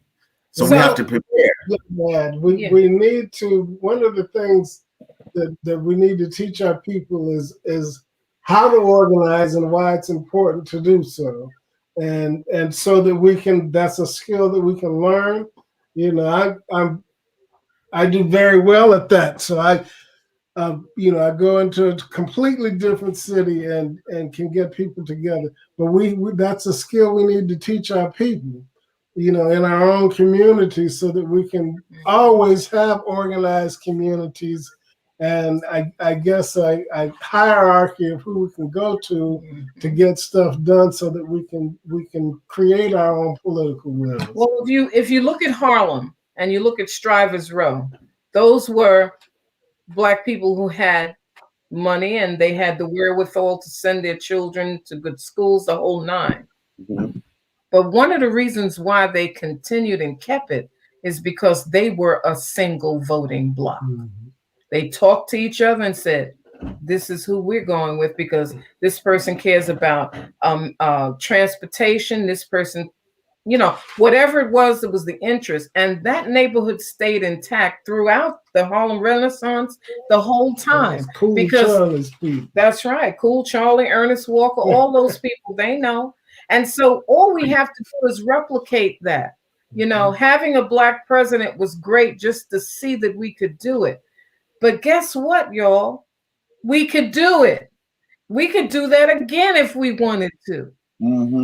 We could. Okay, Lee, so why don't you just write down the first 5 steps of actually the building block of the organization, of how to organize a people. And we'll address that next time you come through. And I think that'd be dope because that ought to take us some time, man. Because I really think not just we're not the only ones that need to hear it. I think other people need to hear it because there are other people probably thinking like we're thinking, but hadn't verbalized it yet. So the five building blocks. Yeah, 5 building blocks. We're actually building. Where do you want the emphasis? You want it on the training or how to start it? No, I think we have to. We can only start in the beginning. There you go. Because we can't even talk about the training yet. Okay. All right. Because we have to start in the beginning, the 5 building blocks of building, of getting everybody to identify this is necessary, basically. Oh, I love it. I love it. People. 5 building blocks of community organizers. Community organizers. That's Wow. Wow. That's what you have to do. You have to take that baby when mama gives it to you and let her. I'm telling you, you have to meet people where they are. That's the first. But we'll save the rest. Yeah, we can do that. Let me say, I got to take my baby and get her something to eat because you got to do that. Because it's 7. It's 7 now in here. Oh, I think it's over here. Man, we've been on for 3 hours. That's right. Yeah, it's been a pleasure. And if we could get together, we would just go ahead and blow up the beds and tell you and give you all some linen, and that would be it. Listen, because Mr. Lee can cook, so we be straight. Oh, we got to bring some. She already said of his culinary skills. She already talked about his culinary skills, and he say he just say herbs. He didn't say one specific. He got herbs in the backyard, so it's gonna be some natural stuff that he. We don't live where he could have all the herbs he would like. We don't live near our property, so right, Mr. Lee, right Mr. Lee, bring it on over here. Let's put it together. You see, man, we got over here. We got enough land. time. Once they get this thing under control, then we can get together. But this is a good time, and AJ is really alluding to this. Thank you so much. It's a good time to strategize and plan. Yes. If you don't have a plan, you get out in the middle of the sea with one oar. But if you plan, man, sky's the limit. They're gonna mess up and make us smart. That's what I'm gonna do that. But you know something? Until we actually understand that, see, I think we're good mimickers. We can mimic anything. Yeah. But when we start mimicking us in a positive direction, see, I just want people to see that we're planning, we're trying to put this together. Then other people are gonna say, "Hey, I think I can do that." That's all I want them to do. Yes. Repeat I want them to say, "Okay, what's the 5 building blocks?" I'm saying, "Call Lee." It's like McDonald's. All you have to do is replicate it. That's it. Exactly. Because it's good all around. Well, let's do this. Listen, I'm gonna have to run too, but it's delighted to be here, John. You know what's up, man. It's been a pleasure. We'll get together and be on another. That's right. Namaste. I'll send y'all the link and we'll hook it up again next time. Okay, baby. Thank you, Lee. Thank you, Diane, man. Thank y'all so much for coming. And Josh, share Mr. Houston's phone number with me, and I'll send him some pictures. I got to get him off the internet or something. Awesome. Are you into the Bobo hat? Because that's knitted. Yep. I can do that, but I don't. That's too long. But you just want something that'll drag for you right about here. And I got you. Gotcha. I'm gonna send him the Zoom for tomorrow night. Okay, that's cool. That's cool. You'll enjoy it. You first you're gonna say okay, and then you're gonna get into it. We're talking about healthcare disparities. I'm game. I'm game for whatever conversation you want to have. I'm in. Got it. All right, Miss Diane. Thank you so much. Okay, my brother. I'll see you next time. Wait. How's my girl? Everybody's good. She's good. How's Mina? She's good. She in that half sleep. I'm talking about the one that's in charge of the house. She in that half sleep right now. She's good. I brought her outfit. I can't wait to put it on her. Oh, she'll be ready. We got a doctor's appointment tomorrow morning, so I got to get up early. All right, send me your address so I can mail it because I don't want her to outgrow it. Okay, I'll send it to you. Yeah, thank you so much. God bless you both. Be safe. Thank you. Safe. Thank you. That was excellent. I really appreciate both of y'all. Oh, that's so cool. That's so cool. Listen, everybody, thank y'all for tuning in 10 times now. We will see y'all same time tomorrow, same time next week, 7 p.m. Thursday night, right here. Bring you the best of what you have. Bring all your questions, and we're going to throw down. We're going to have as much information for you we can get. And we want to know what y'all want to know. Just come on here with us. And that's what he said. We want to know what y'all want to know. Yeah, what y'all want to know, so we can bring it on in. We're ready for you. Whatever y'all want, let's get it here. Let's find the answers right here.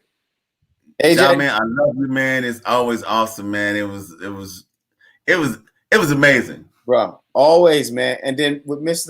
Lee, and Miss Diane, I'm telling you, those are my people, man. I knew once we get them, I knew what it is. So yeah. No, but I'm saying, but it was a trip. I asked him the right question in the field that he's in, and he had all that. I'm like, how was I to know? Mr. Lee is I mean, he's got so much information, and you'll see he's one of the humblest men you ever gonna meet. He always smiling. I think when he get mad, he's still smiling. And he's got so much information, man. He's just a bank of information, man. So yeah, I can't wait to get him back. Yeah. No, excellent, man. Yeah, for sure, man. Who you got on your show in the morning? Nobody, because I'm probably gonna be running late. I don't know if I'm gonna make it back in time, actually, because we got to take the baby to a doctor appointment in the morning. Okay. And so, but if I'm back in time, nobody. I just bring the crew up. We're supposed to have a comedian on, but I want to reschedule because I don't want them to be waiting, and then I get back late for the doctor's appointment. So it'll just be me on tomorrow. Maybe I bring the crew on, or you if you're available, come on tomorrow and we'll work it out. Okay, man. I appreciate you, man. Oh, now we hung out with Miss Parker, man, all day the other day. Did you?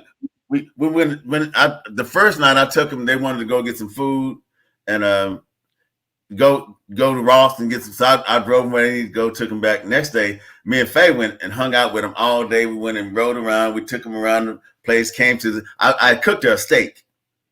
So I came by the house, got a steak, and gave it to her, and we just hung out, man. We hung out all day, man. It was excellent. It was cool. AJ, hold on. Miss Betty texted me. She said, "Send me $1, all right now. I found out your lineage is rooted in Baton Rouge soil." Miss Betty.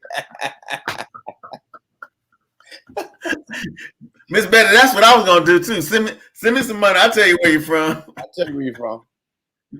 Man, AJ, man, I love you, man. Thank you so much, brother. It's always an honor to be here with you, man. I appreciate you so much. Yeah. And I'm gonna send you the Zoom. When they send the Zoom link out tomorrow, I'm gonna send it to you. It's 7 o'clock tomorrow night, and I'll send it to you. Your time? My time, yeah. Okay, 7:30. Okay, no problem. 7:30. Oh, 4:30. Okay, no problem. That'll work. Okay, love you, my brother, man. Appreciate you. And I'll see you tomorrow for sure. Okay. All right, brother. Peace. Peace.